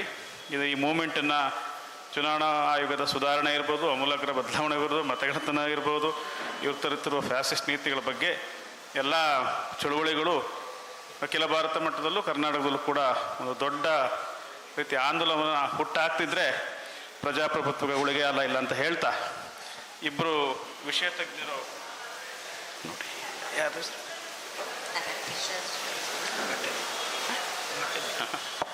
ಇಬ್ಬರು ವಿಷಯ ತಜ್ಞರು ಮತ್ತು ಅನುಭವ ತಜ್ಞರು ಬಂದು ಮಾತಾಡಿದರು. ದಿನೇಶ್ ಅಮ್ಮನಮಠ ಅವರು ನಮ್ಮವರೇ. ಅವರಿಗೆ ಗೌರಿ ಬಗ್ಗೆ ಬರೆದಿರೋ ಪುಸ್ತಕವನ್ನು ಕವಿತಾ ಲಂಕೇಶ್ ಅವರು ಕೊಡಬೇಕಾಗಿ ಕೇಳ್ಕೊಳ್ತೀನಿ.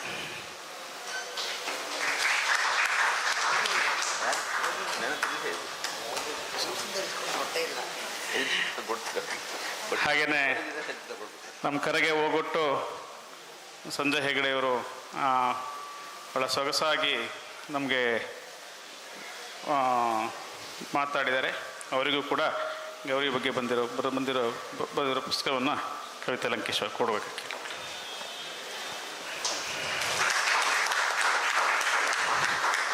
ಮತ್ತೆಲ್ಲ ನಮ್ಮವರೇ, ಯಾರಿಗೂ ಭಾಷಣ ಥ್ಯಾಂಕ್ಸ್ ಏನಿಲ್ಲ. ನೀವು ಬಂದಿದ್ದೀರಿ. ಶುರುವಾಗುವಾಗ ಮಳೆ ಶುರುವಾಗ್ತಾ ಇತ್ತು, ನಮಗೆ ಆತಂಕ ಇತ್ತು. ಆದರೂ ಗಾಂಧಿ ಭವನವನ್ನು ಸಂಪೂರ್ಣ ಹಾಲ್ ಫುಲ್ ಮಾಡಿದ್ದೀರಿ. ಬಂದಿರುವ ಎಲ್ಲ ಗೌರಿ ಲಂಕೇಶ್ ಅವರ ಅಭಿಮಾನಿಗಳಿಗೆ, ಪ್ರಜಾಪ್ರಭುತ್ವ ಮತ್ತು ಸಂವಿಧಾನದ ಬಗ್ಗೆ ಕಾಳಜಿ ಇರುವ ತಮ್ಮೆಲ್ಲರಿಗೂ ಒಂದೇ ಮಾತಲ್ಲಿ ಧನ್ಯವಾದಗಳು. ನಮಸ್ಕಾರ. ಎಲ್ಲರಿಗೂ ಶುಭರಾತ್ರಿ.